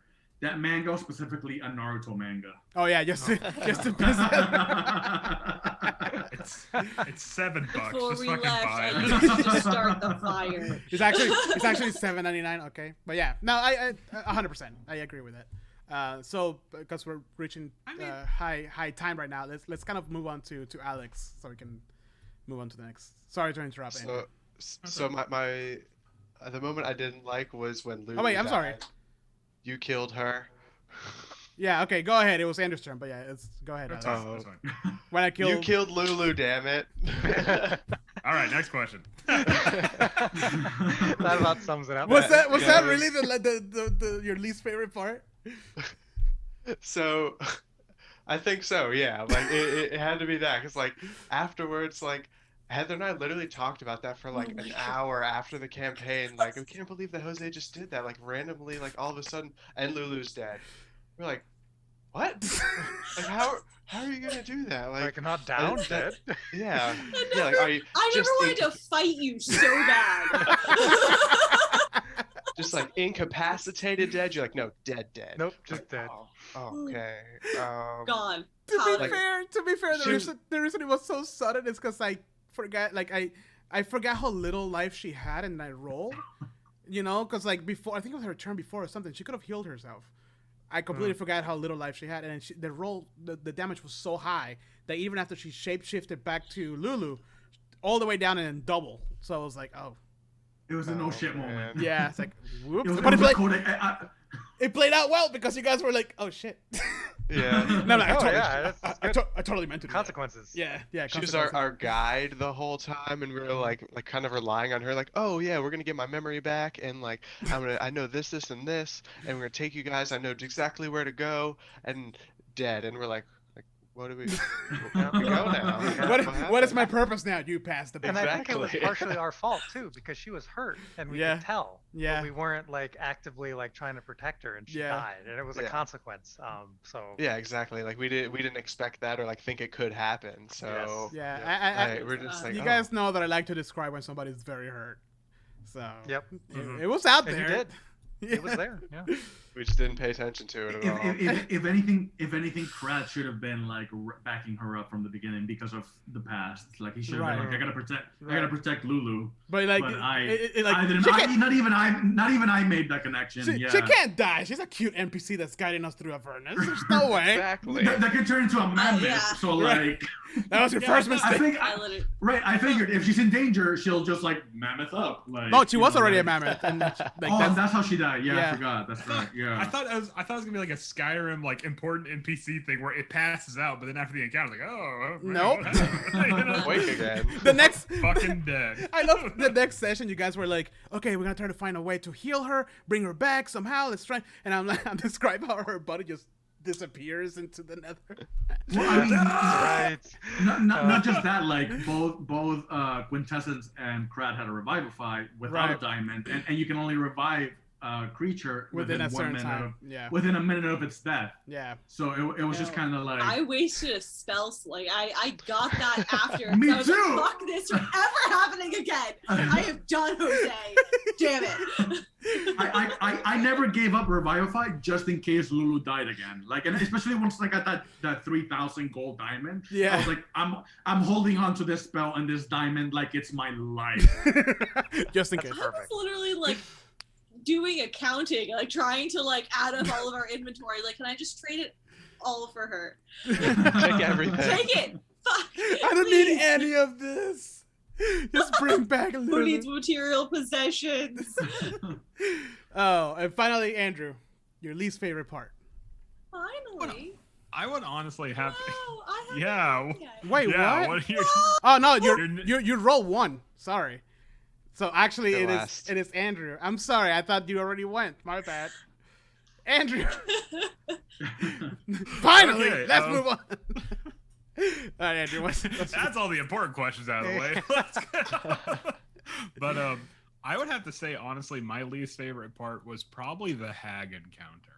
okay? Because you said that we were gonna go into like the bone brambles and speak to this hag, and I'm like, oh man, like because like I sort of metagamed a little bit. I'm like, man, hags always want something. So I'm like, what is a hag that's in like the first circle of hell gonna want from us for this deal? Oh, she just wants a bath. I'm like, she just wants a spa day, and I'm like, Is that what it was in the book? I got She that. Yep, just- Yeah. that's exactly Oh. what it was in the book. Wow. Yeah. that's- I was just like, oh okay. It took a bit to get to her too. Like we had to go Yeah, through all those. Oh, yeah. it's like- Yeah, it was Oh, definitely yeah. the part getting to her was much more exciting than the actual. You guys encounter turned right and itself. like this We almost fucking died. man will just come out and try to get you. It's like, nope, not that way. This way. And she was so non-haggy too. She was just kind of like, Yeah. Yeah. Yeah, Oh, hey guys. like I was expecting something out of like what's it Robert Eggers like The Witch or something like Ah. that, where it's like and I don't know, it just that part felt like, okay, Wizards of the Coast, you can be a little bit darker. There's nothing wrong with that, especially because it's in hell. Yeah, I can agree with No, that. definitely the part where me and Varric walk literally 5 feet away, and then everybody else got attacked. We're just like, wow, we can't leave these guys for 5 fucking seconds. We just looked away. That was all. Yeah, You look back and like Orin is being trapped by some like monster. yeah, and Glint's getting attacked by a shambling man. Right, no, I'm no, like, what? wasn't it Krat at that point?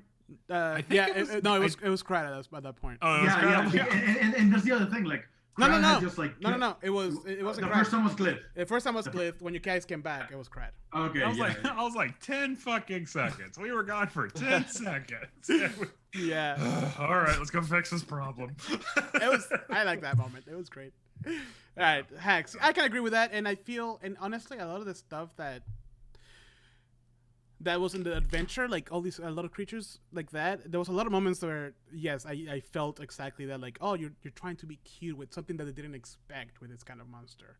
You know, like even Yeah. Bell. You know, when you guys met Bell, like he was still very human-like. He wasn't, and that's the way he was in the book, really.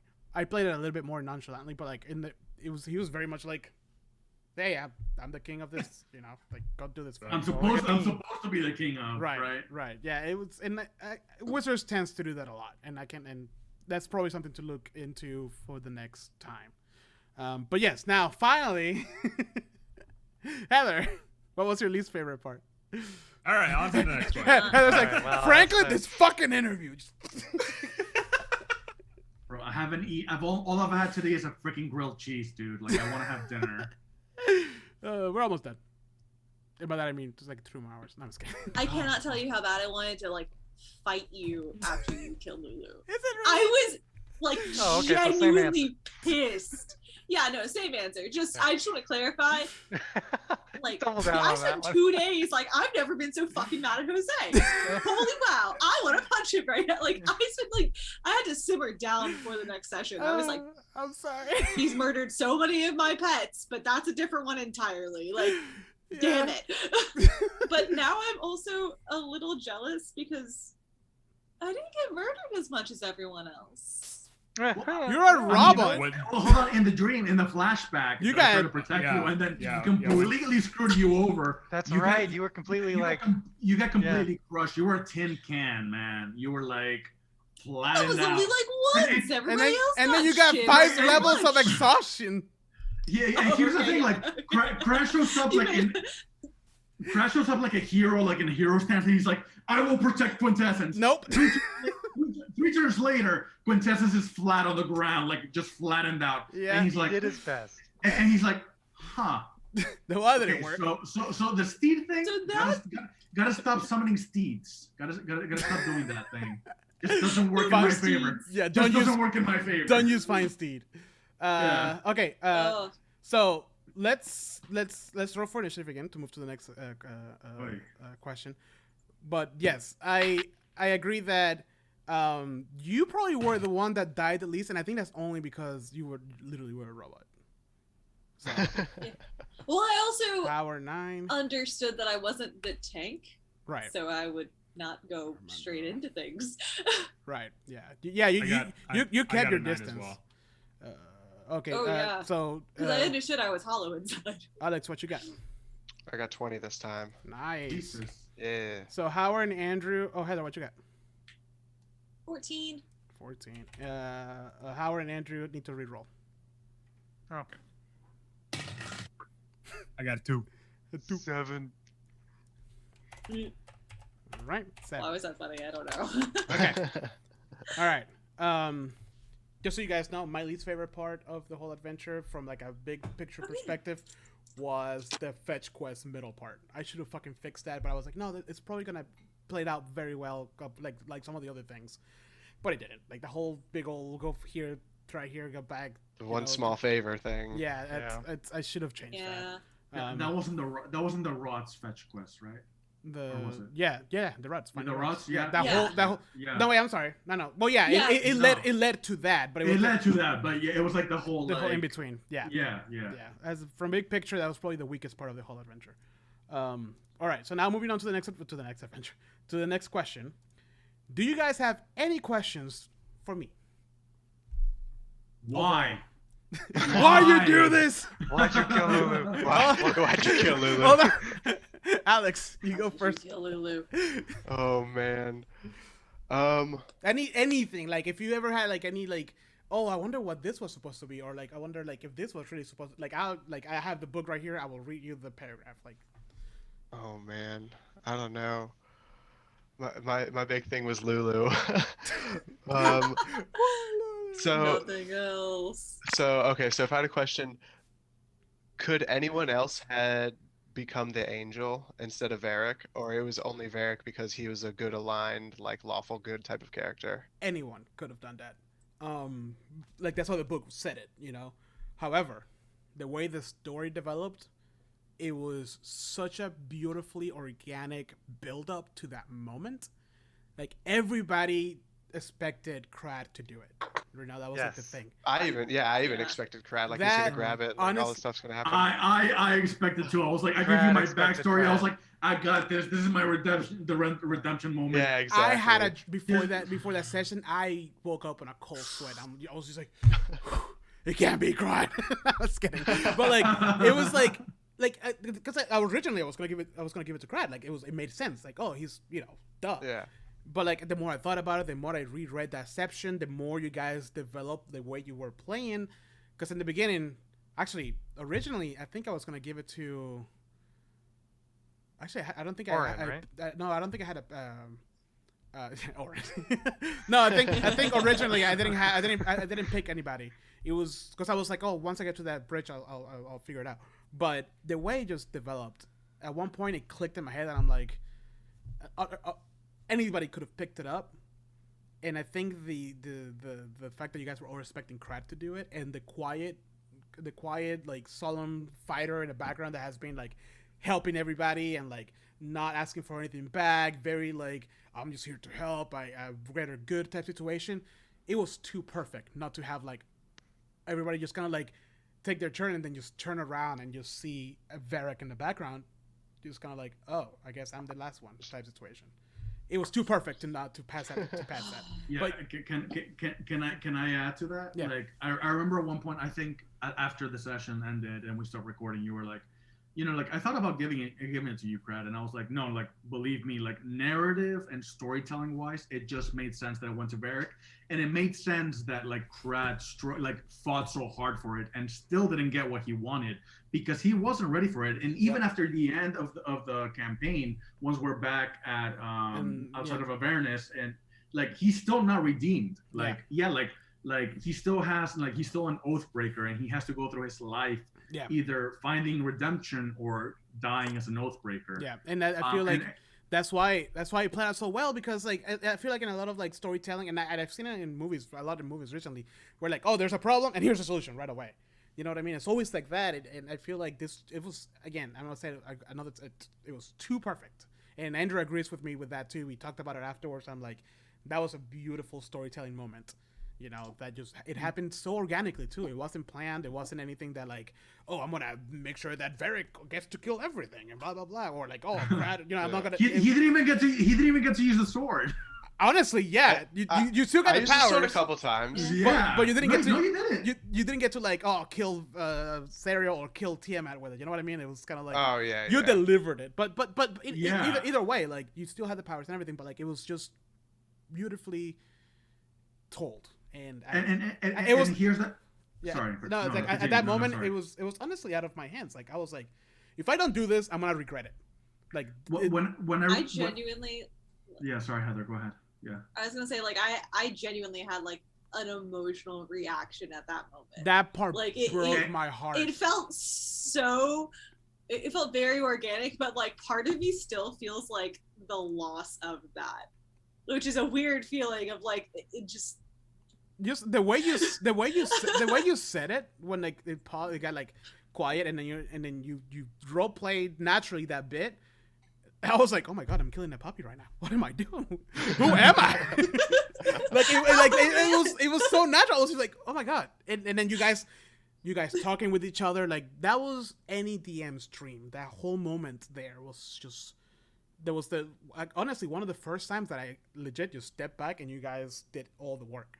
Like, actually, let me backtrack. That's actually one of my favorite moments, because like role play wise and story narrative wise, Crad trying 3 times and then hearing the whisper of like, you must release her. Yeah. And that becomes his goal, not obtaining redemption through obtaining her sword. Not the material thing, but the actual. And the second you whispered, or like as a DM you whispered that in Crad's ear, I was like, okay, I know what he's going for. Yeah. So when he's like kneeling down, just like sort of like drained, and like Varric's coming up, and he literally whispers, if it's not you, it's nobody here. Right. Like I like me as a player and as a party member, as a player and as Crad, like he meant that, like if it's not you, then we're fucked. Right. Like right. If it's not you, then I don't know who can do it, because I thought it was me, but clearly it's not me. Right.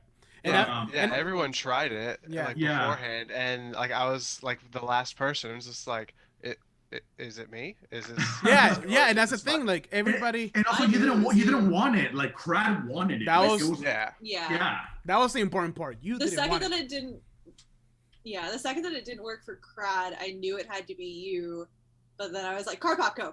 Right. I was like, oh, wait, what? Go. Okay, I'll give it my best shot. The other, and as you're stepping next to like, Crad, just sort of like on the floor, he's like looking out at his like burnt hands, like completely like turned to like char, and he's like, if it's not you, it's like there's no hope. Like I don't remember what it said, but I don't even remember, because I didn't have it planned. I was like, if it's not you, it's no one, or something like that. And then he pulls it out, and Crad, like in my head, Crad was like a sense of relief, because like he also wasn't ready. Like he just wasn't ready. Right. Yeah. And I think the other layer to all this was the fact that the inscription on the stone was, whoever claims the sword is no more. Right. in the back of all of you guys' head was whoever pulls the sword is gonna die. Yeah, for sure. You guys didn't know that it was gonna turn into a fucking angel. you know? And Crad's been like I waiting to assumed it fucking was gonna be die. like Yeah, and Crad's been Yeah. like, I he assumed it was was gonna like be out of like a suicidal. personality takeover. Right. Oh, Well, you thought that? I thought Crad was just gonna be like, and then like the sword was gonna be like. Oh no, I just assumed it was gonna be like a you ascend kind Right. of thing to this higher power. right. See, Yeah, I went very literal. Like Like, Crad, like not being that enlightened, went very like, Yeah. I'm willing to fucking die to save. And you I know, think the world. Like, and I think even Andrew was at that point. It was perfect. And yes, to answer your question, yes, anybody could have taken it as a DM. I could have given it to fucking Oren to make it funny.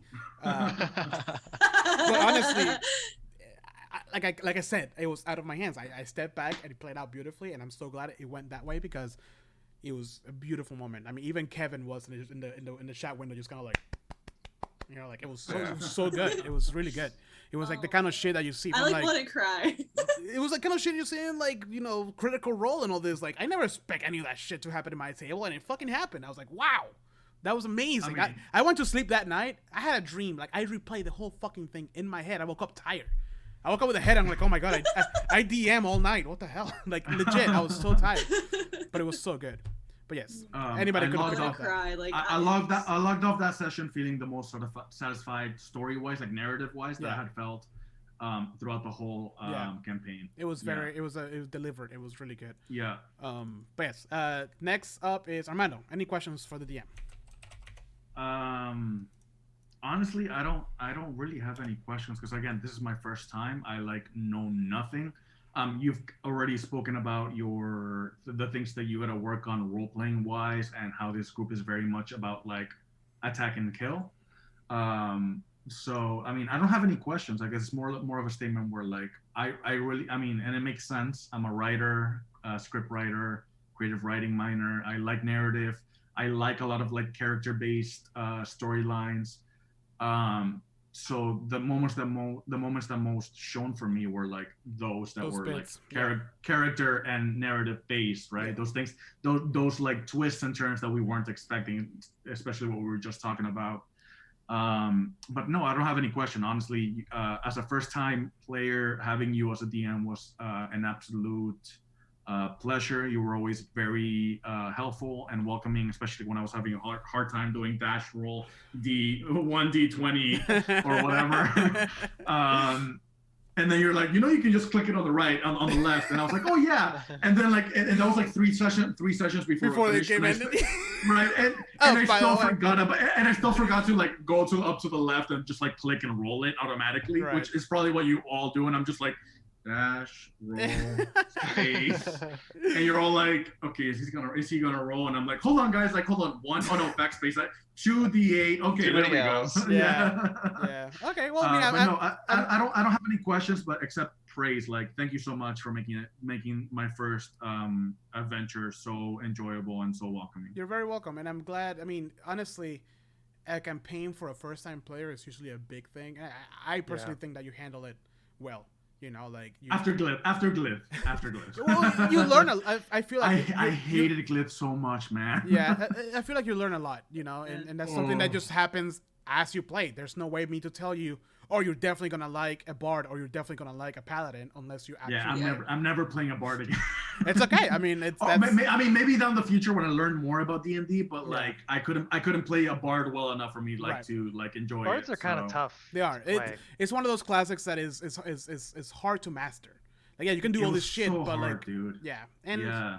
honestly, like I personally thought you did well. You were having a good time, and that's all you need to say was like, let's change. Like that's perfectly. Yeah, you just massacred him, and I wasn't okay with that. It was. I had an emotional attachment to my first D&D character. Destroyed. and you're lucky that we weren't in person, because usually when we're in person, I take your character sheet and just rip it in half. Oh, that's messed up, it's man. brutal. Oh my god, It's brutal. I had to bless my character to make sure the body was gonna be okay in freaking hell. Not in person. Yeah. Okay, I think Heather, you're next. You have any questions for the Dungeon Master? Yeah. What the hell is on the back of the soul coin? So Bell is he essentially runs I mean, you saw it. He runs the forge for all of the Devil's Army. So the front is his mark. You know, so when you're in the material world, a cultist put that mark, whatever it is that they're praising. Yeah, the back of it is I'm assuming the forge of the Devil's Army. Yeah, I don't know what way it goes. Like, I think I lost. Also, mine. you can tell that I've had a custom paint job. Yeah, I see that. I'm so glad you guys still have I that. painted it like, yeah, while we were playing the session, I Yeah. just was like over here hitting it with some red enough. It's a small leaf behind for you guys. But yeah, honestly, I mean, I can probably do a little bit more research exactly as to which one of those things are. And if you guys would have asked, in game, I probably would have like paused real quick and like look it up. But you I guys do were have like, a question. "There's a soul." Could I have done anything with my 15 soul coins that I had in my person as cred? The or no, main other than- so the main purpose of those was you can heal yourself. That's what I Oh. thought, but I never Not needed there. it. At that point, I didn't need it. I gave you guys a description. I forgot No, about I had that. it. I had it. I just forgot. Like, Yeah, you can heal it does yourself. take an the thing is, it does take an action, Yeah. and I could have healed you a lot more than a 1d8. Right, but If it's but- one of those things that like, oh, you just went through a really tough fight. I have 15 soul coins. Absorb all of them type situation. 15d8 or Yeah, what, or what- 50. It's an evil action to do. It that, is an isn't evil it, though? action, but Yeah. Crad was evil, so I could hold it. Yeah, I Yeah. didn't have a problem, so I could use it to heal anybody, And and then- it would just be directed at that. and then party the member. other purpose of it was to trade with devils if you wanted to. Like it's a lot for them. It's a very valuable thing, and to power your war machines that you barely get to use because I'm a Right, terrible DM. Yeah. But yes. So is that your question really, Heather? That's it. I mean, that's really my main question. Also, if Orin had become evil, Yeah. would we have then named him Ornery? That's a good question. It's a very I, good question. I said I'll allow it as a DM. Yes, it'll happen. Yeah. That We is can retcon that one. that is canon now. Yeah. Throw that out there. All right. Yeah, I think that's about it. Howard, you're next. Anything at all? Well, I know you and Andrew kind of like trade when it comes to running like the big campaigns. Would you have rather been a player in this campaign, or are you glad you DM'd it? I'm glad I DM'd it. I had a Yeah. fucking blast. You can ask Andrew. I still remember I was driving to Miami, listening to the podcast when they were releasing this game. And as soon as Oh they my mentioned the fucking new God. adventure, I was like, Kristen, I like pulled my phone. I was like, because I was driving, I was like, text Andrew that I called dibs on Descendant to Avernus. Threw it at her It was face. it was no shit like a quick draw and like on the chat Kristen said like, oh, Jose calls dibs on Avernus. I was like, fuck. Just like go cats. Because if you think about it, Avernus is very Andrew. Like Andrew is like heavy metal, devils, like all this kind of stuff. But like I was listening because the way they released it is that they play some short adventures and then they talked about it. And the short adventures were so the one they played was in Mad Maggie's, that little area with the Kenkus. They played that, and then one in the Fortress of Serial. And I'm like, there's that fucking art. What? So when they release, this ends to Avernus coming up next, whatever. I'm like, fucking call dibs. And just throw the phone at Kristen, and she's like, Oh my god. It all worked out though because Rhyme of the Frost Maiden is even more me. yeah. Good. Okay. And it's funny because like Andrew, he texted me and he's like, I'm gonna be known as the horror DM, aren't I? Yeah. No. I said I'm going to be the DM of this one particular thing. Oh You yeah. will know what it is. once we play. But yeah, so yes, Terror? that to tell you. No. nah, it's You'll know what it is. So well. Metal? So yes, so No. I'm so glad that I ran it. Sadism. I feel like I would have had a good time playing it, but honestly, like the whole time I would have been like, this is because I love big epics. Mhm. Waterdeep was not my thing at all. That very granular, Oh my I could God. tell. every too. day-to-day thing. Like it's interesting to me, but it's more like flavor. If you ever happen to stop at Waterdeep, I love the world is gonna end, and when I heard that a fucking city disappeared, I'm like, that sounds amazing. How the fuck? Like I love the big epics. So hopefully that becomes a trend too, and I keep rolling, running big epics like that. So yeah, I'm glad I ran it 100%. Okay, cool. And we couldn't be further apart. 'Cause, like, Andrew's like, how many arrows do you have? 15? Okay, just keep track of that. okay, what kind of wood are they made out of? Hold on, this is important. What kind of wood are they made out of? Oak, pine, redwood. What do you It kind of got? also makes me wonder how Andrew would have run it differently. Oh, All right, I so love the a humidity lot here is more metal. 87%. I love more metal music for sure. Oh yeah, just in the background, Yeah. playing at Yeah. all They times. would have been like at least 3 more months of prepping just for playlists. Yeah. Oh, Mhm. 100%. What do you think? What do you think I've been doing for the past 3 months for Rhyme? I Every can like only devil we imagine. run into is like It's like different. Like they headbanging, have their all own the theme time. song. Yeah. Yeah. So uh-huh. so this is Dio, and then this is But anyways, No, so yes. shut up, guys. So yes, last one, Andrew. Any questions for me? I think you don't because we talk so much about the adventures. But do you have anything? No, actually, I do have I like to think a pretty big question. So what was your biggest lesson from this DMing, and follow-up question, how are you going to apply that in the future as a DM and also a player?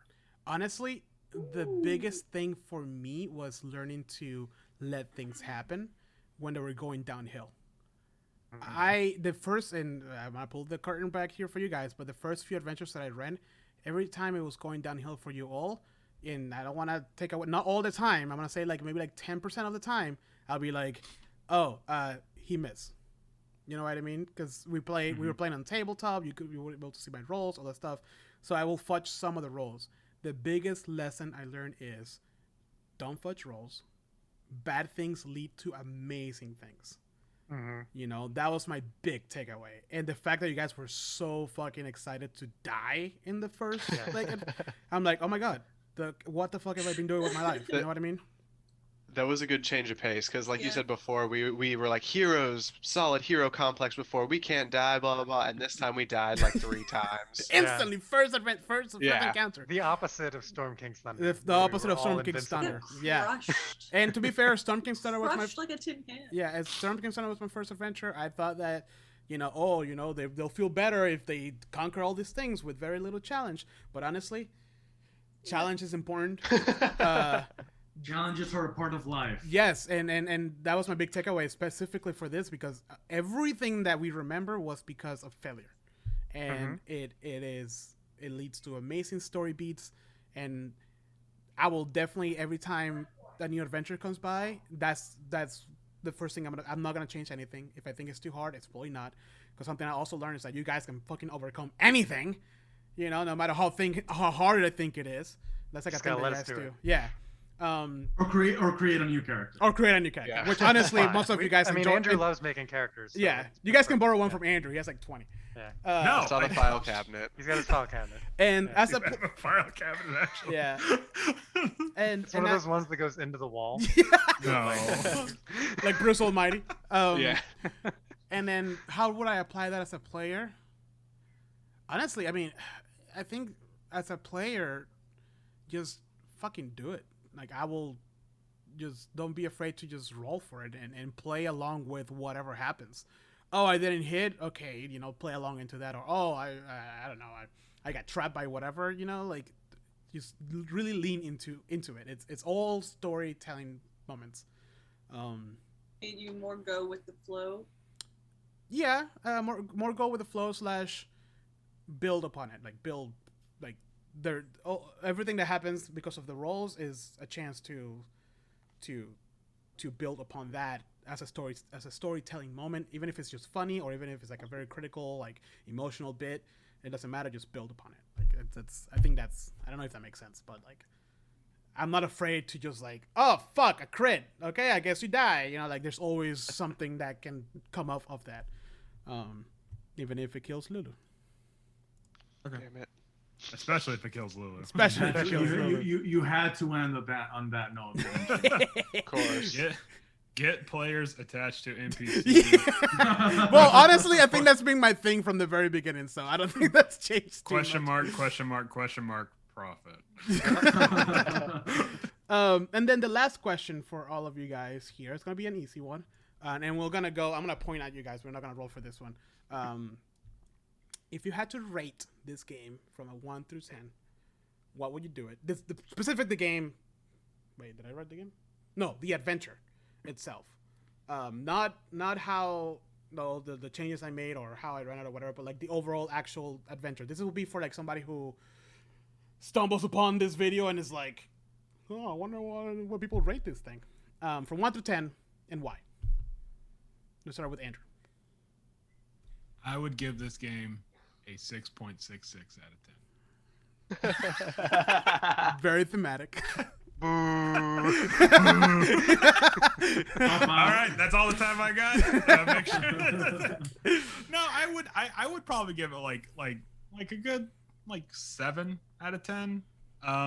There were some parts in the middle where I felt like it kind of dipped a bit and and it got a little dry, no pun intended, because we were in the desert. But I felt like overall the story beats were good and had a really strong start and a really epic finish. So it's like, it was a good bookend for me. So cool. Alex, right? Yeah. I'd say solid 8.5, 9. Like, I really liked this one. I thought it was fun. Like, I know the one small favor part, like do this and then go to this guy and then that guy needs to go to this guy. Like, it was kind of a drag, but I enjoyed it because that part it was more of the adventure aspect of it for me. So where we had to we had a mission, we had to go do this. This was next on our list, and we had a list of things we had to do.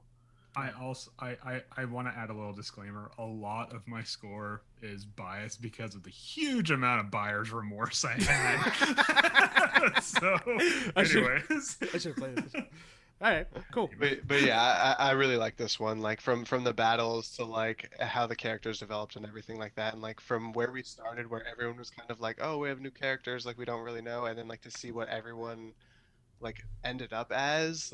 We had 2 people change characters, which is never happened in our group before, which is pretty cool. So just having to sort of reacquaint ourselves with new characters and okay, Crad, we just met this random guy running in the desert, he's going to be part of our group now. We have to incorporate him into how everything was going, and just how that all developed was really cool. Sweet. Heather. So I probably rated it about an 8 as well, but I'm also going to say that this was your redemption arc after how bad. Don't bring it back! Oh, Don't say it! drag it on. No! It's your fault. But The Dragon unspeakable. Heist was our actual hell. Oh my god, yes. Where was the heist, Jose? We don't talk about that dark. No, dark there was no heist. heist. There was no What? heist. There was no heist. What he didn't Barely a dragon. tell you was that at the end of Dragon Eyes, he was like, Andrew, please, dear fucking God, get me out of here. Well, I'm glad I I was got you, able. man. I'm glad I was able to redeem myself. I just, not that you needed to, because Dragon Heist is gonna be Dragon Heist no matter what. But just what a 360 from the campaign where none of us could really get into our characters or what was going on, to a campaign where I had an actual emotional reaction multiple times, where it was actual highs and lows of character development and just interactions. There were times where you'd end the session after doing something terrible, and because we didn't have those few moments of cracking a joke or anything, it just was so much more devastating. Yeah. You killed Lulu, and then we're all right, we're done. I let Yep. the silence linger. I learned that too. Leave the silence, leave those quiet moments be. And then pieced out. Yeah. That was the worst part. Have a good night, guys. It was a really long silent moment where we had to sleep. For a week. Yeah. All right. But Alex and I have had characters that are supposed to be connected somehow in the past, but this was the first time where we actually had a moment where we understood that one was going to be sacrificed for the story. Yeah. And it was genuinely an emotional moment for me. I was on the verge of tears because it's my character, but that's actually my spell. I told Andrew after that, I was like, So hard. I texted him, I was like, bro, that bit fucking broke my heart. Like what she's, the way you said it too was so natural. I'm like, why am I doing to these people? I'm so sorry. I know.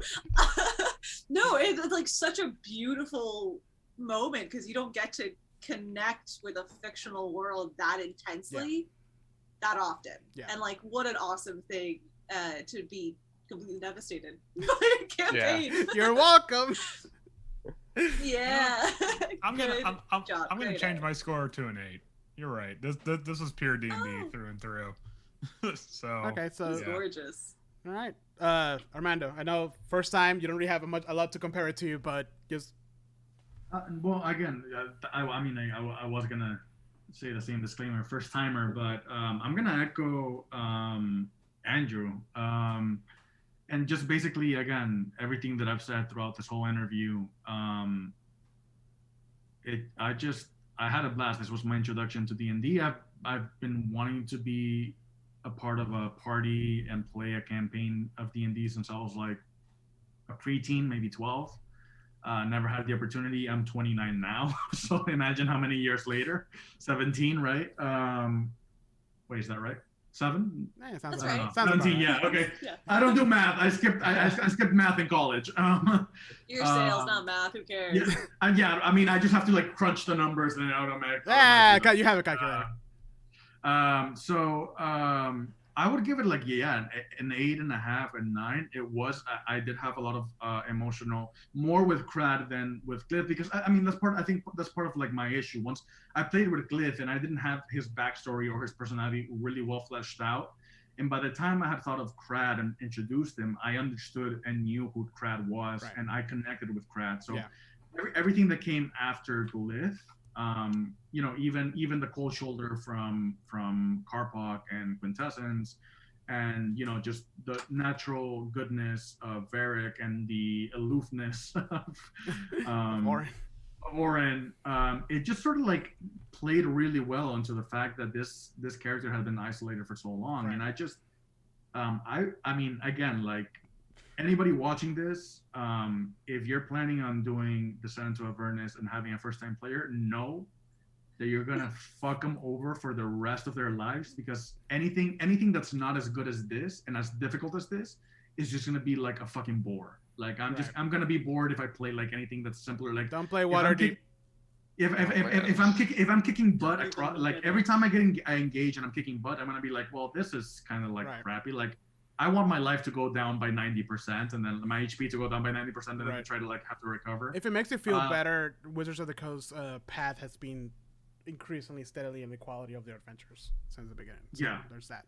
So I mean, 8.5, 9. I mean, I mean, again, first timer, but I think that's pretty damn good, and I love the struggle. Like like life is a struggle, so fiction should be a struggle. Right. Especially if you're an adventurer trying to save everybody. The world from hell. Everybody can connect with struggle for sure. The total party kill, what was it, 3 times, was freaking awesome. I mean, obviously, my first time, I didn't know it was so unusual. Yeah. But you guys referenced the fact that it was so unusual that I was like, oh, this isn't what usually happens. Especially for me. So.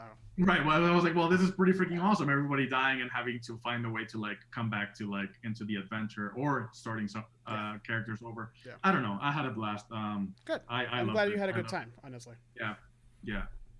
Excellent. Howard, you're the last one.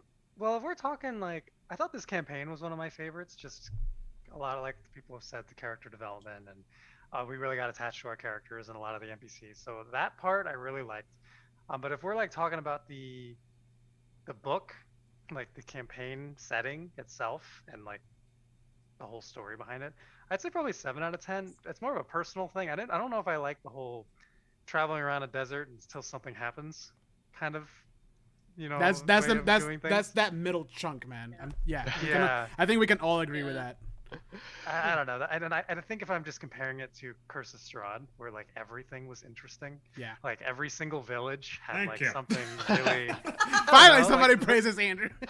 Like, the setting itself is very like, I don't know. And then like when we go to that the temple, I forget what it was called. The Amber Temple. The Amber Temple. Like that was, I'll never Yeah. forget that. Like that was really cool. Yeah. This does not at all help my imposter syndrome, but thank you.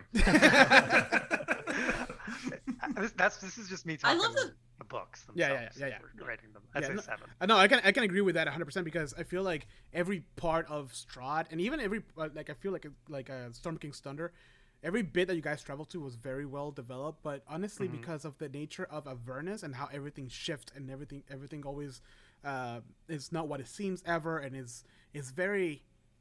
If they would have come out with a Avernus setting book and then the adventure, it would have been a lot more fleshed out. But I feel like, we haven't done Avernus. Let's make some shit up. I can agree with that 100%. Like, I guess a good example, we go to that spot with that giant sword in the ground. Yeah. It's like, oh, Yeah. we're there for like a Right, little bit. And right. then that's why does that exist? Like, Right. I don't know. Like, No, why are we here? Yes, and again, it's the nature of Avernus. It's deserted. Mhm. Everything that there dies. You know, not a lot of people or living creatures there. But yes, I can agree with that 100%. Yeah, there was the one part where we had to go back to Mahadi's and we're like, we have to find the Wandering Emporium again.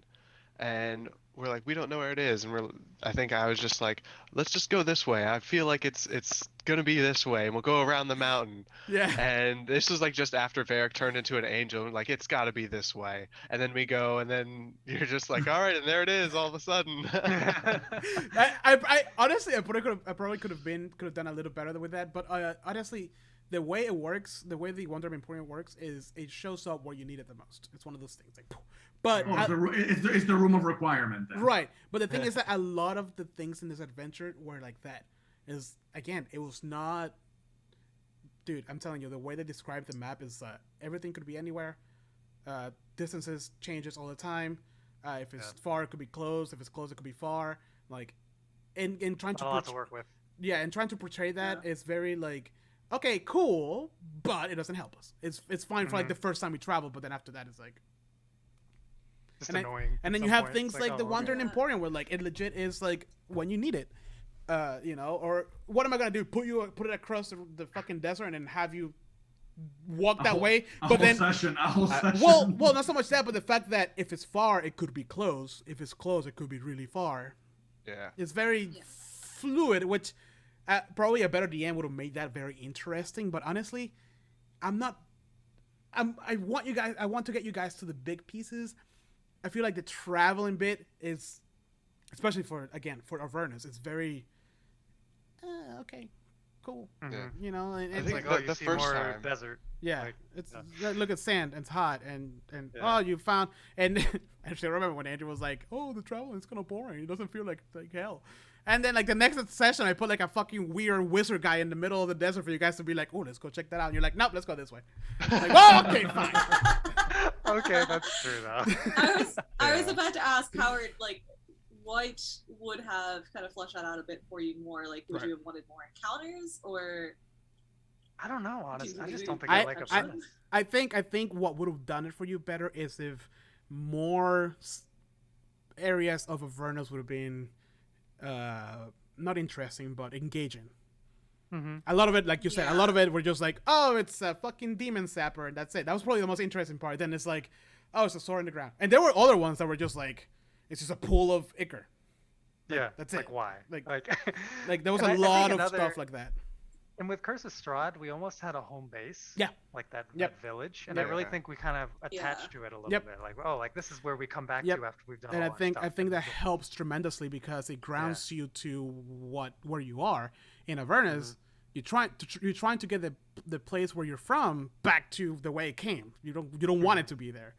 You know what I mean? So, but yeah, I know the interview ran a lot longer than I wanted it to run.